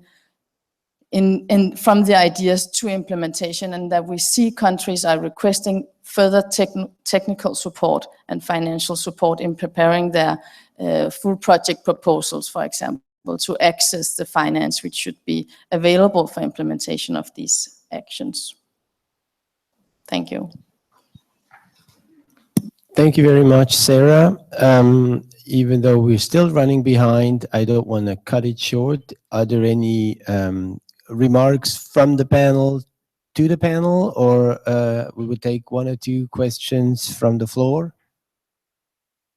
I see you're all, yes, there's India. I just want to say India and St. Lucia, and I think those are the two. You have the floor. Thanks, co-facilitator, and thanks for all the presentations. I have two very brief points. One to the Jeff representative. In your last slide, you talked about de-risking the partner investments, and Jeff helped to address the barriers through de-risking. Can you give us one concrete example of how Jeff has done in Gambia? And another point is to the UNEP representative. Again, in the last slide, you talked about subsidies while supporting. That was one of the elements which you mentioned. So UNEP supporting countries and how the subsidy point coming there, I was curious to know. Thank you. Thank you for the very clear question. St. Lucia? Thank you. Good morning. Just wanted to indicate an appreciation for the presentation, and it particularly piqued my interest because we did make an attempt under our third national communication, other relevant information component, to begin to articulate what our technology needs assessment were. And your presentation really did make me appreciate one of the issues that we identified was a gap in actually translating that now into an action plan. And I know that some of the points you highlighted in terms of the capacity building at the individual and institutional level, while we did take a very cross-sectoral approach with across the various sectors, having identified technology needs across some of our key sectors such as agriculture, coastal zone, and transportation and energy sectors. But look forward to just speaking with you further in how we could translate that into an action plan, taking it to the next step, because identifying some of the exact financial needs for that was one of the gaps that we identified. One reason being the timing that we needed to present the deliverable in, and of course the challenges in identifying the right methodology to do so. So just wanted to again indicate appreciation for this presentation. Thanks. The appreciation, and for the follow-up, of course, these colleagues will be available. There's one third very important question. No, not a question, but comment. Something to complement the discussion, I hope. My name's Peter Glenn. I'm with the here representing the International Chamber of Commerce, and I will present in this afternoon's question. But in the context of what we've been speaking about, I think if I can just put some information before you, the OECD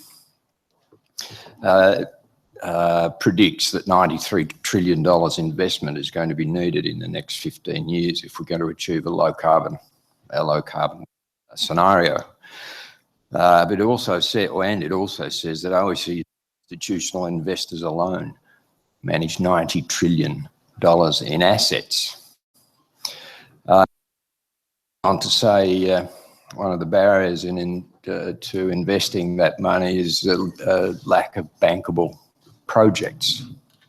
So the point of the intervention here is to say there is the money available, the finance is available, and what you've all been speaking about this morning is the various ways that, the organisations, the intergovernmental organisations in the countries are going about to set in place the procedures that bridge the gap between the money that is available and their requirements for mitigation and adaptation strategies. Thank you for that comment. I'm sure that we can go drill deeper on those issues in the breakout session, but we heard some possible ways like national green funds, national climate funds that have been set up, the facilitation and the support that is provided by the GEF, by UNEP, but also by MDBs in that direction. There were these two specific questions addressed to you, Chiz, and to Sarah, if you would be so kind and answer them, or yeah, of course, Bubu, you can also, and then we will move into the group discussion, please. I will throw some light on the issue raised by St. Lucia, because when we did our second national communication, that was where we found ourselves. We had a whole chapter on technologies, but then we could not produce anything that is tangible in the national communication. The time is not there and the resources are not there. So I would recommend that you go through a full TNA if you have not been selected as a country that would be doing the TNA. Because in the TNA process, you have all the tools. From the time you need to develop a technology needs assessment up to the time you do a technology action plan through a barrier analysis, because you may have an idea of what the technologies are there as part of your national communication, but then unless you do a good technology prioritization and characterization under the TNA process, and then you use tools also to do barrier analysis, so that at least you know exactly by the time you get to develop project ideas and action plan under the tabs, because these are 3 layers in the TNA process, and you must do all of them. And there are tools that are available at the CTCN for you to be able to have a good report at the end and a good plan at the end. So I think this is my recommendation for St. Lucia. Thank you very much. I believe practical information for somebody that has gone through the process are always well taken. Chiz. Yeah, to answer India's question, in terms of de-risking, what we have seen so far in the newer projects, what we're seeing in the Gambia, tend to focus on what de-risking policy environment.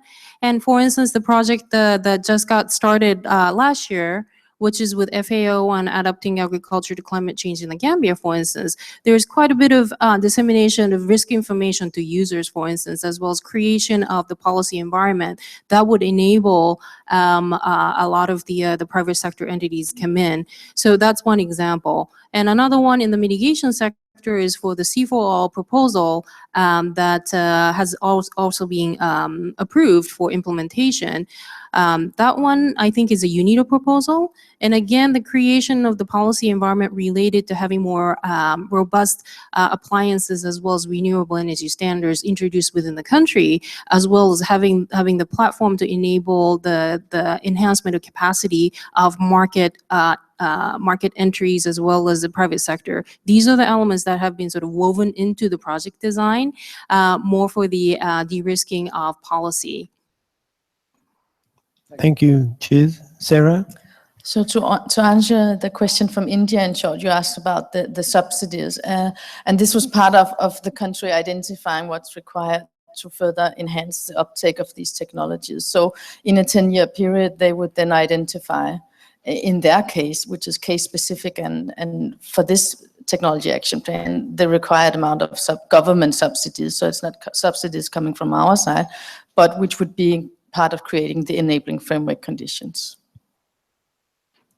Thank you, Sarah, and thank you to the panelists and to the active participation from the colleagues in the floor. We're running a bit behind, but we will catch up because we are fast thinking and fast acting. Now comes the breakout groups, and we will follow the same format as the last, I think, 2 years. You see these 4 flip charts. Please distribute yourself evenly, self-organized to one of these 4 places. We will be running these breakout groups until 12:30. There will be very knowledgeable facilitators, and either the facilitators themselves will report back or they will pick someone. We will have to make the report back a little bit shorter, so it has to be really succinct, hammer over your main messages from the small breakout group, and then we will have an occasion before the noon break to have some comments or questions regarding what comes out and what is reported back from the breakout groups. And then before we really leave the room to get some food, there will be the colleague from the joint MDB giving his information. So next is fetch one of those corners, try not to sit with the usual friends that you all know, but maybe try to have a new mix so that you hear some interesting new views. And the panelists that were here this morning, maybe with one exception, I don't know if Boo Boo, you have to go back and co-facilitate, but all the others will be in one of these or in some of these breakout groups. So please, move to one of the corners, and then we will come back into this setting at 12:30. Thank you.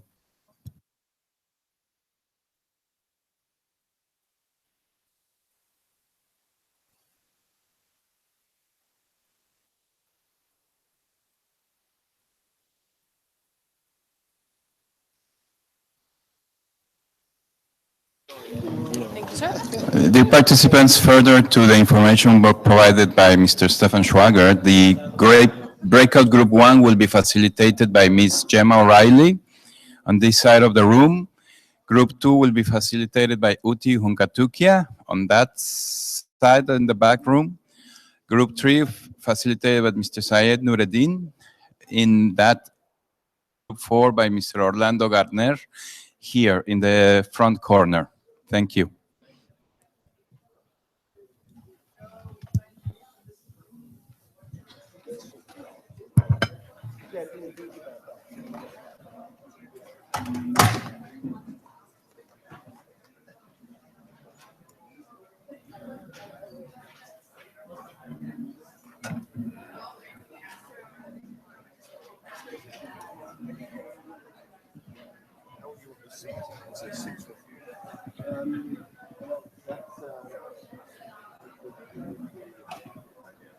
And we have 4.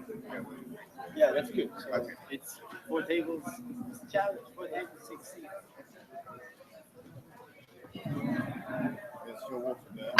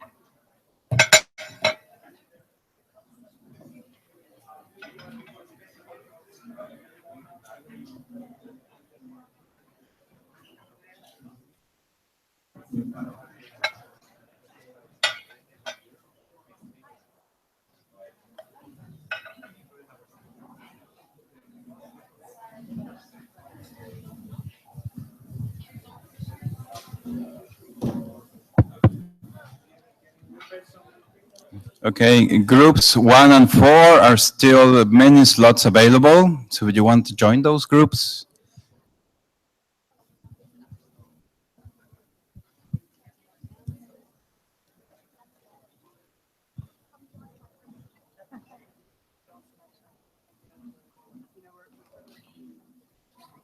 Gemma, you need a mic? I don't know. It might be. Oh, we have some over there. Okay. Hey, Ismo. How are you?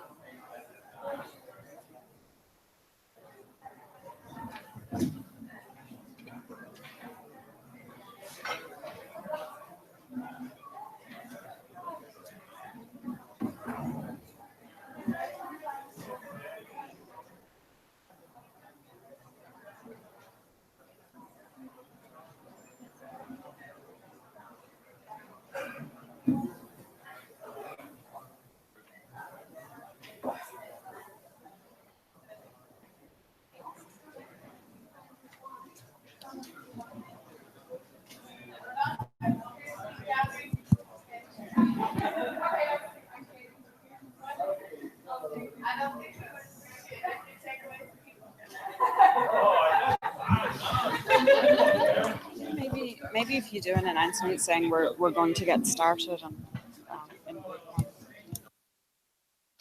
Okay, group one still available for additional participants and will start very soon.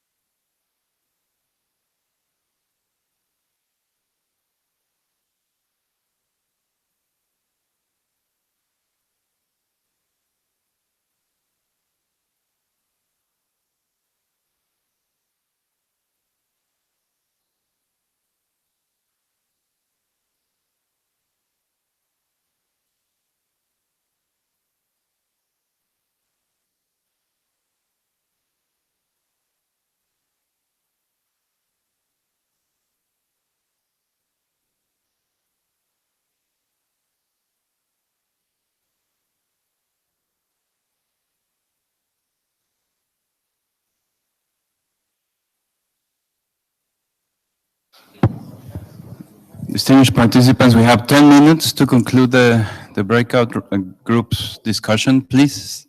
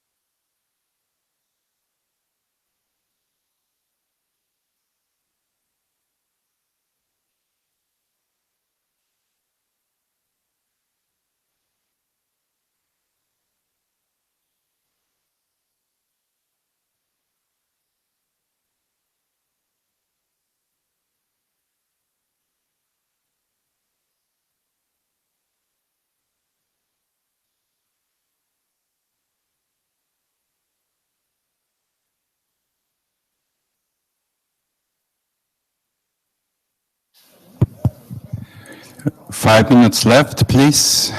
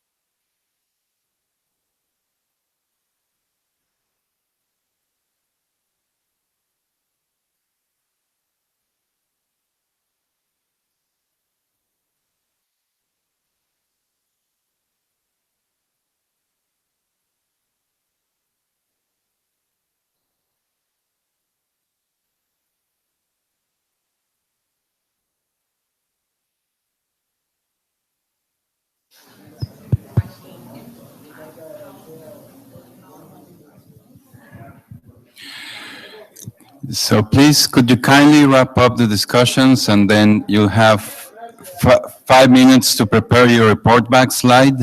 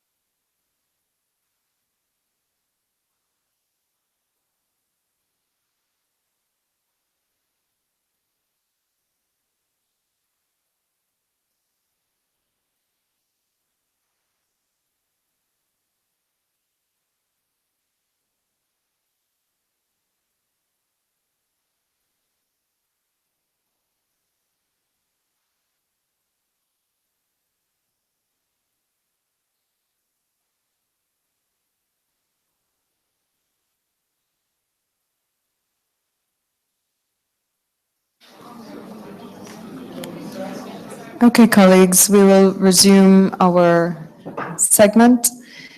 So if you could please take your seats. Thank you very much for what seemed to be a very active participation in the breakout session.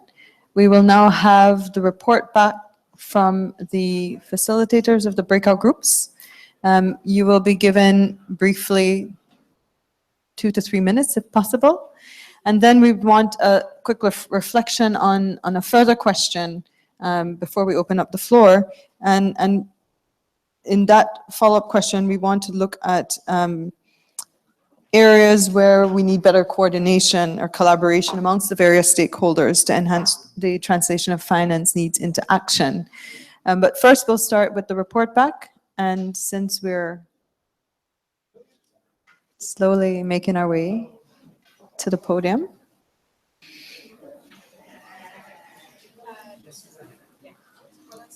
Yes. Let us start with Gemma. Gemma.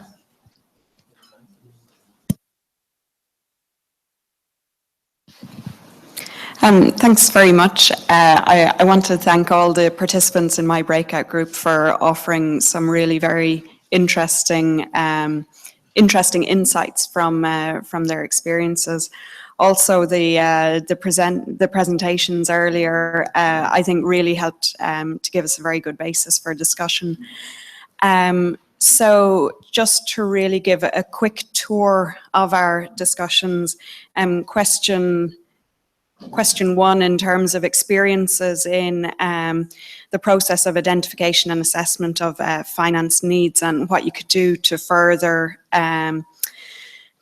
improve that process. I think one important aspect that was highlighted was the need to link the needs assessment to national development strategies, even to use that as your starting point. Secondly, a cross-governmental approach was seen as very important. Sometimes the involvement of ministries that had convening power, like the financial or planning ministries, was also seen as important. Stakeholder engagement, both within government and also with the public, with the private sector, with all your relevant stakeholders, was also a key part of the process. A lot of the examples that we heard from had, let's say, had learned lessons and had benefited from regional cooperation and support, international support from the funds from UNEP, UNDP, was also very important. The definitions of climate finance was seen to be important in developing your management processes. And then another aspect, let's say, that requires further thought from the morning's presentations was, and this idea that Jeff having its portfolio prioritization approach and the knowledge that the GCF also has a portfolio approach, what you could do to think about more coherence and coordination between those two processes. Our discussion on question 2 developed into a discussion of question 3, basically looking at, what are the actions that are required to accelerate the translation of finance needs into projects and programs, and what are countries' respective support needs. One thing that was seen as important was the need for project development to be led by local experts. Local experts needed the international support. And so in keeping the leadership and the actual development with the local experts, that would lead to more durable national capacity. The point was emphasized that there is no one-size-fits-all approach.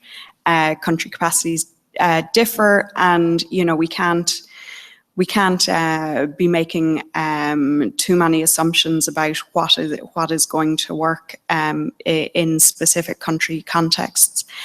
There was a feeling that, let's say, the NDCs were produced to quite a tight timeline.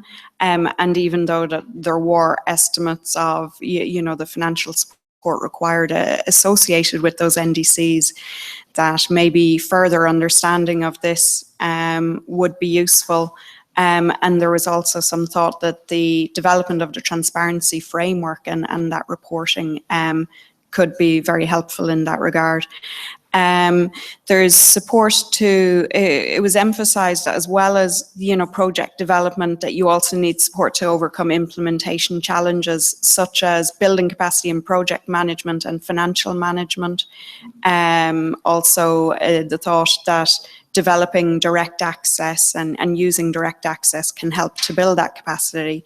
And I guess when you have project management and financial management capacity, it also will lead to, I guess, better ability for the project development side as well.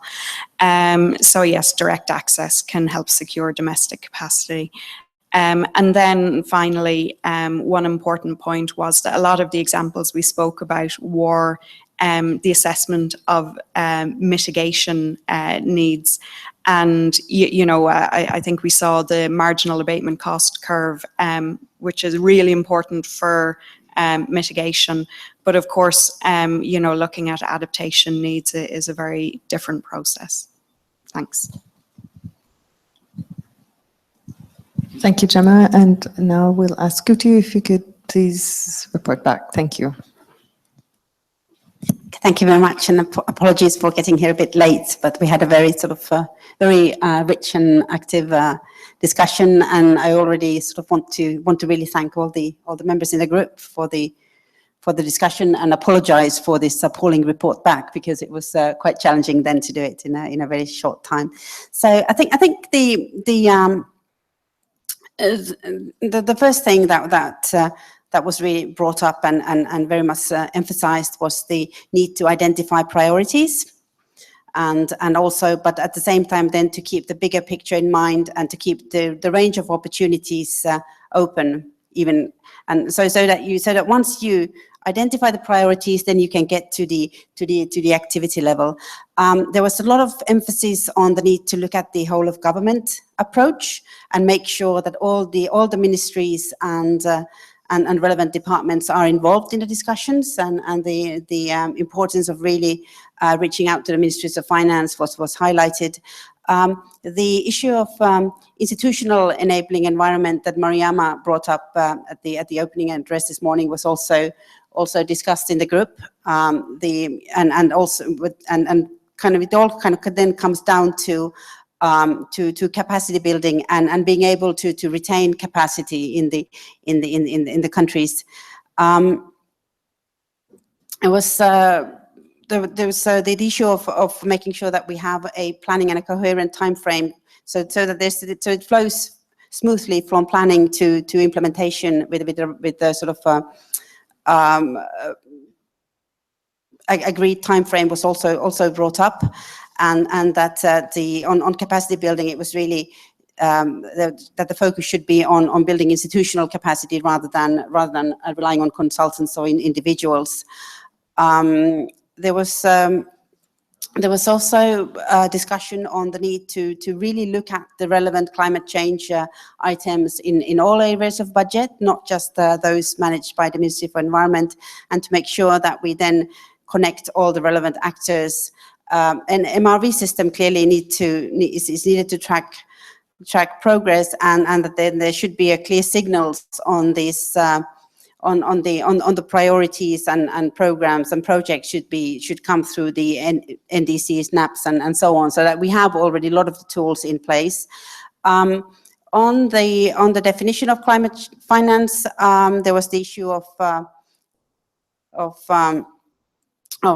basically having a top-down definition versus bottom-up, and I think the wisdom there is that we kind of agree to disagree, that there is no sort that at least at the moment it's not possible to do. I mean, we can have an operational definition of climate finance, but we would not be, that there is no one definition that we could use throughout the process. On priorities, while obviously in setting priorities, they're often top down, but at the same time, there was a lot of discussion also on the need to have this sort of bottom up community-led projects and make sure that there is this sufficient stakeholder engagement throughout the process. It was some mention of the need to make sure that climate change is indeed integrated in the long-term development plans and in national development plans. The lack of baseline data was brought up, and if I could then just have the next slide, please, Julian. Thank you. Yes. Then when the discussion on how do you get from theory to practice, so case studies and pilots were suggested. That pilot projects are important also just to make sure that we get the private sector involved, and that sort of helps with the reference cases. There needs to be a tolerance for risk, because that kind of also goes through the system. Stakeholder input I already mentioned, but there's very clear evidence that for projects that stakeholders are involved, that they tend to be a lot more successful than the ones which are kind of just come down to the local communities without proper stakeholder engagement. The shift to programmatic approach is obviously very important, but it also needs to have an investment approach, which then has clearly identified costing for different options for investment. I guess I mean, if you really sort of have to summarize in 3 words, I think it would be sort of the institutional capacity and get the capacity building through that. There would be the need for ownership, and then it would be the stakeholder involvement. So thank you. And I apologize for the poor reporting back, but there are some of the members in the group took very, very detailed notes, and the Secretariat will have those. Thank you. Thank you, Udi. I think you did just well. Said? Thank you. Mindful of the time, we kind of compressed the 3 questions together.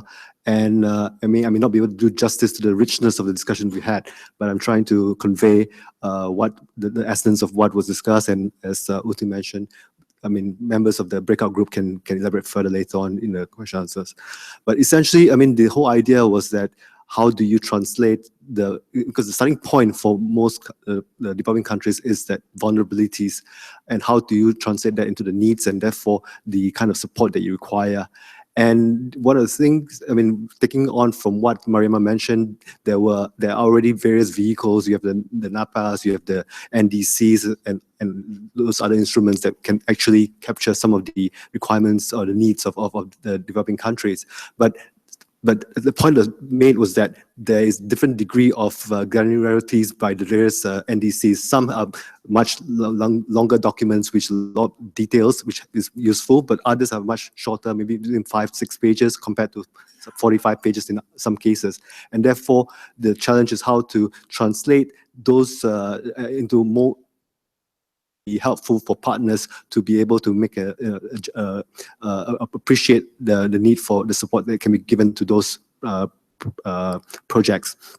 So one of the suggestions, in fact, is a common practice in the Pacific Islands. They have 14 islands there, and they actually have a national climate finance assessments. And this was very helpful because partners found that it's sort of a template that captures and it allows partners to look across the region, some of the same issues, and therefore they make a better judgment in terms of providing support to particular countries in the Pacific.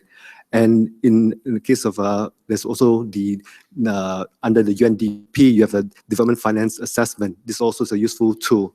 And the suggestion for the group is that maybe you can institutionalize this so that it's rather, for one, maybe more regional groups could also use the same kind of formatting, and therefore it helps partners make informed assessments.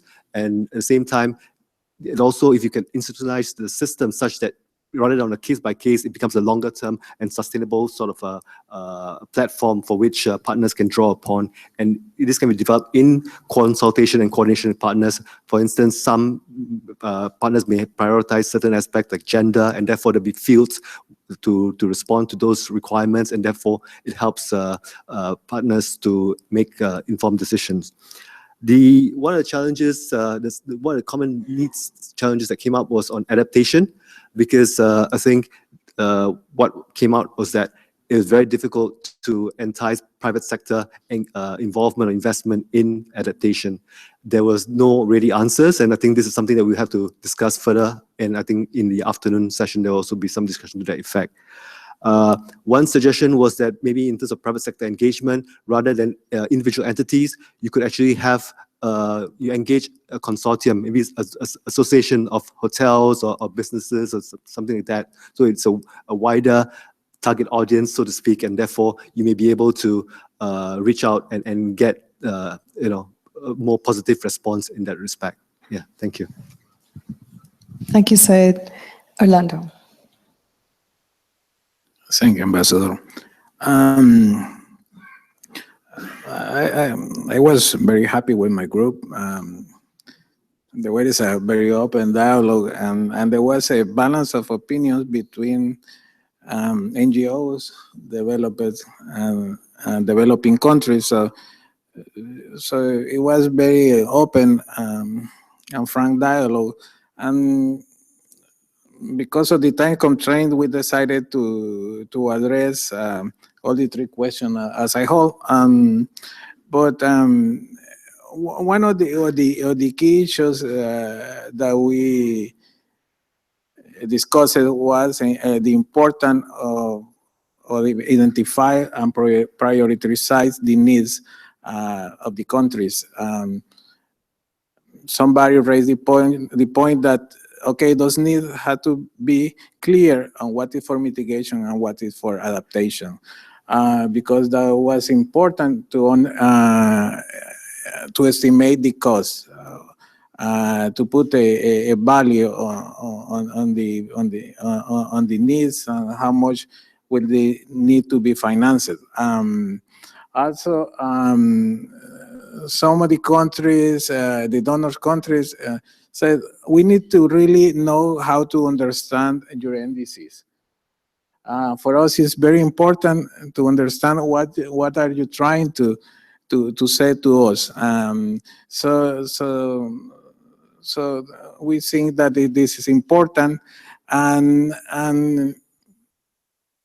among different the participants, they raised the point that it is important to coordinate the dialogue in the country, especially among different institutions that have to do with the climate change initiative. So, and that will take us at the end to action needed that we'll talk later on. And it's important with the same thing of leadership is how to integrate all those local strategies in one national plan. It's important to say what the private sector needs and what the public sector needs. So once all those needs are identified, so it will be more easy to come with a figure of financing. Also, we talk about the importance of to having an information system and how this information system had to be integrated to the national development plans. So once you have this full dialogue between where the country moves, where the country is moving, and the mitigation effort has to be aligned with that futuristic look of the country. So what we need to move ahead. It's important, as I was saying, to establish what has to be done by private and public sector and to identify the gap between them. And for example, some of our colleagues mentioned as a good example the Colombian climate finance strategy. As I understood, doesn't be close related it's not related to climate change, but it's a good example of how to address the financing needs is the Philippine National Action Plan of Biodiversity. Some of the group point that as a good example or a good exercise that is important to look at.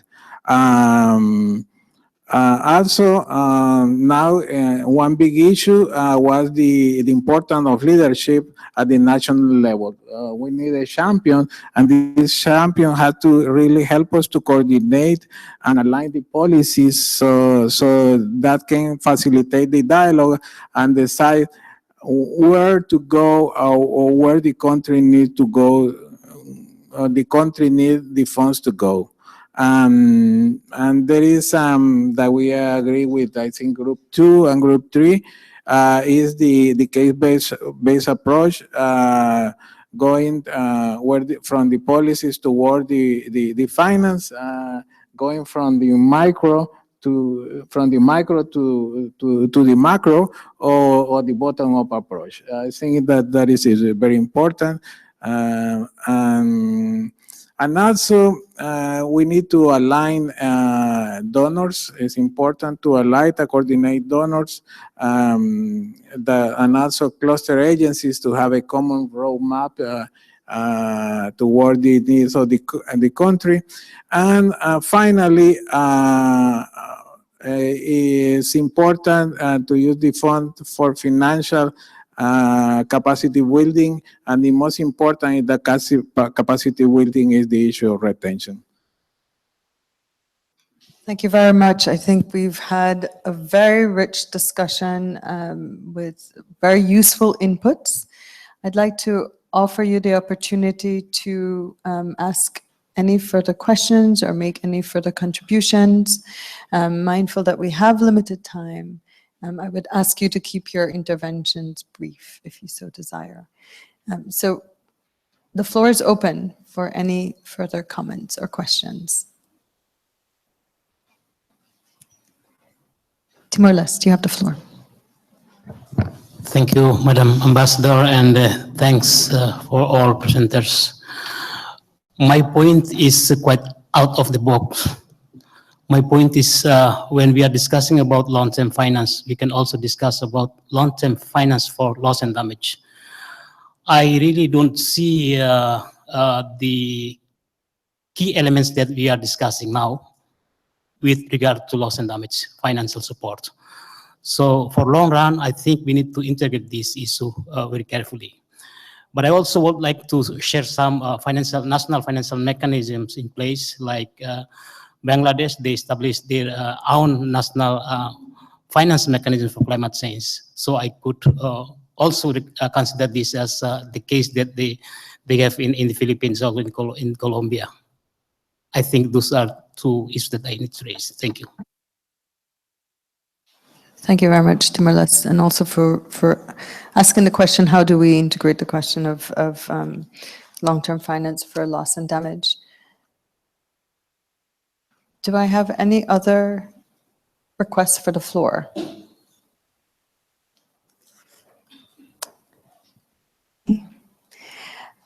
We had one question that we wanted to put to the facilitators of the breakout group and to the wider group, and that was with respect to collaboration. I think many of your comments have already sort of driven that point home as well.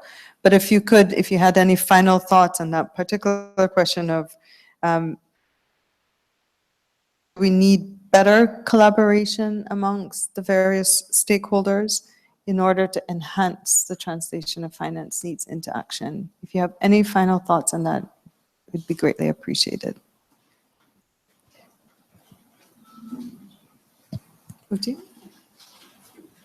I mean, I do think that what's key is really this integration across the government, sort of to make sure that all the different departments and ministries talk together.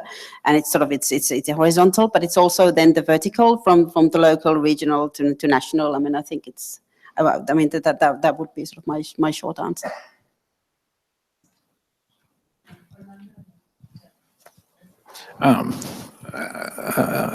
I just want to address your question, and I forgot to mention that in our group, that was something that we talk about. And we mentioned, for example, what happened when there is a lot of damage because of hurricanes, earthquakes, or wherever that affect the infrastructure of a country. Is very important because the cost to change from what you have to a better thing, a better facility, a better system, you have to address that. And it's very important to identify how much it will cost to move to a better to a better thing. So yes, we address that, and we believe that is a very important issue. How much is the change to adapt? And we mentioned, for example, that it's very important to align the country first with what would be your approach to climate change, and when you have your country in order, then you will have a better dialogue with the donors. Thank you, Gemma.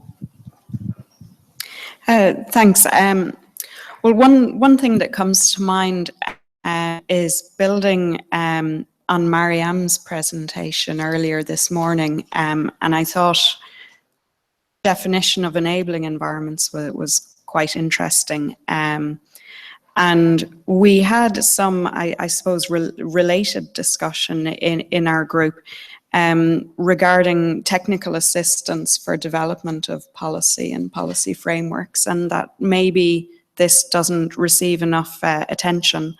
And I guess sometimes, you know, the technical assistance, I think our governments have some experience in offering, I guess, sort of cooperation among governments and sharing expertise that way. So maybe that is something to think about. And then also the delivery of technical assistance for the project and program development, and just to, you know, really think about how to do that effectively so that it does lead to increased capacity and increase, I guess, the effectiveness and the rate at which it's delivered. And I know I know the GCF and the GEF are looking at that.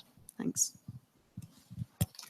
Thank you, Gemma. Syed, would you like to make any comments? I'm not going to stand in the way of lunch, but I think basically from the perspective of the discussion we had, I think the fact that if you can work together in regional grouping, that may be helpful because you may be able to reach out to partners better. And of course, the challenges, especially for adaptation, is quite distinct, and it's quite difficult to sort of work, you know, because of the unique circumstances. But then, you know, there still is an area of work that really needs a lot more attention to be focused on. Yeah. Thank you, Syed. And I know lunch is calling you. We also had intentions to have a presentation, but I'm not sure if the Secretariat can confirm that the presenter is here.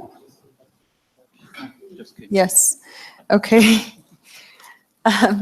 So we had indicated this morning that we'd give you a 5-minute presentation from our colleague from Mr. Karl Kronenberg, and I'm going to mess up where you're from. So if you're ready, you're ready. Okay. Yes, our facilitators may depart, and yes, absolutely. Thank you very much.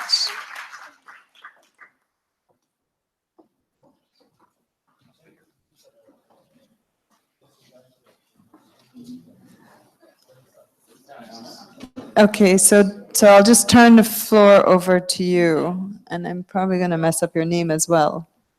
Carol. Thank you very much. I will keep it short. I'll basically only present one slide, and it is this slide, because we thought this was a very good opportunity for the MDBs to show the results of this year's joint report and the amount of climate finance that has been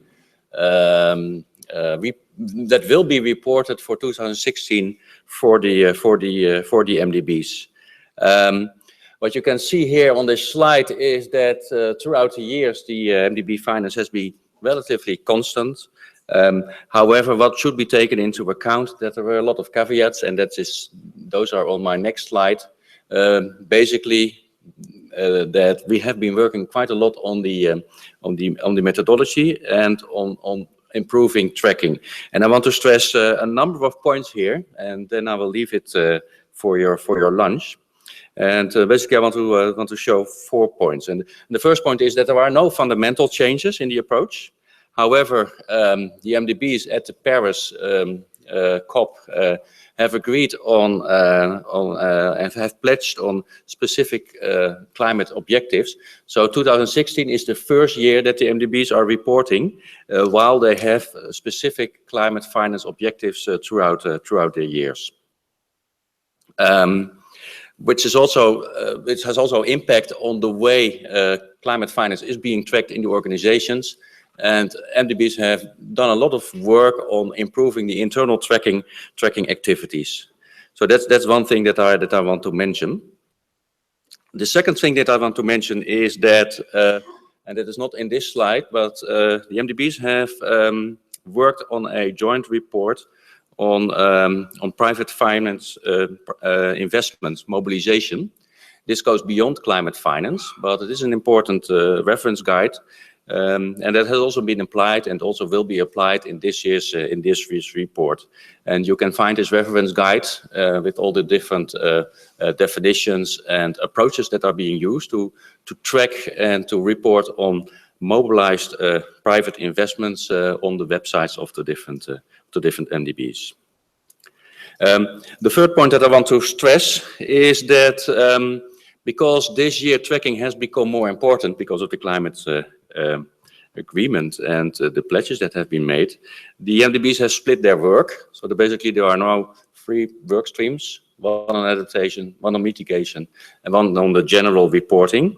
And if you look at the mitigation, then on this year's report, the methodology has not been changed dramatically, but we are working towards a updated methodology with updated categories, fully in line with the low carbon pathway. So we have quite intense discussions on what type of activities should fit under this low carbon pathway.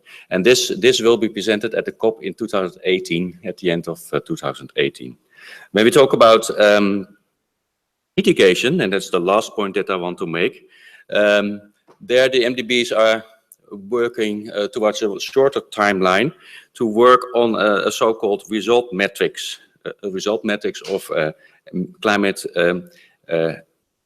adaptation activities.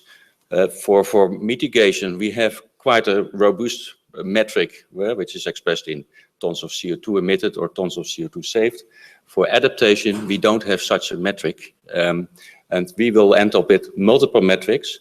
However, we should come to a harmonized approach on that, and we are aiming to have a harmonized approach on metrics on outcomes or climate resilient outcome metrics by the end of the year.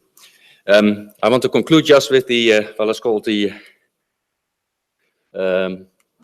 with the notes. Here you will find some additional numbers, but it will also show that the year-to-year data are not fully comparable, because there have been a lot of methodological as well as categorization updates throughout the years. Okay, well, this is what I wanted to mention at this moment, and I hope you all enjoy your lunch. Thank you. Thank you very much, Carol. This information, is that anywhere available already on one of the websites, or is that just, did you give us a sneak preview? This is nowhere to be found, and this is just a sneak preview. So at the moment, it's available through this conference. So this is the launch of these numbers. Okay, so thank you very much. I don't want to hold you up from lunch, but you remember how he looks, Carol. If you want to ask him a question over lunch, I think you will be around here for a while. Please be back by 3 o'clock sharp. We have an interesting second session on accessing finance, where probably many of you also have views to express. We have very good panelists and again, a breakout session. Thank you very much for your active participation, and see you at 3 o'clock.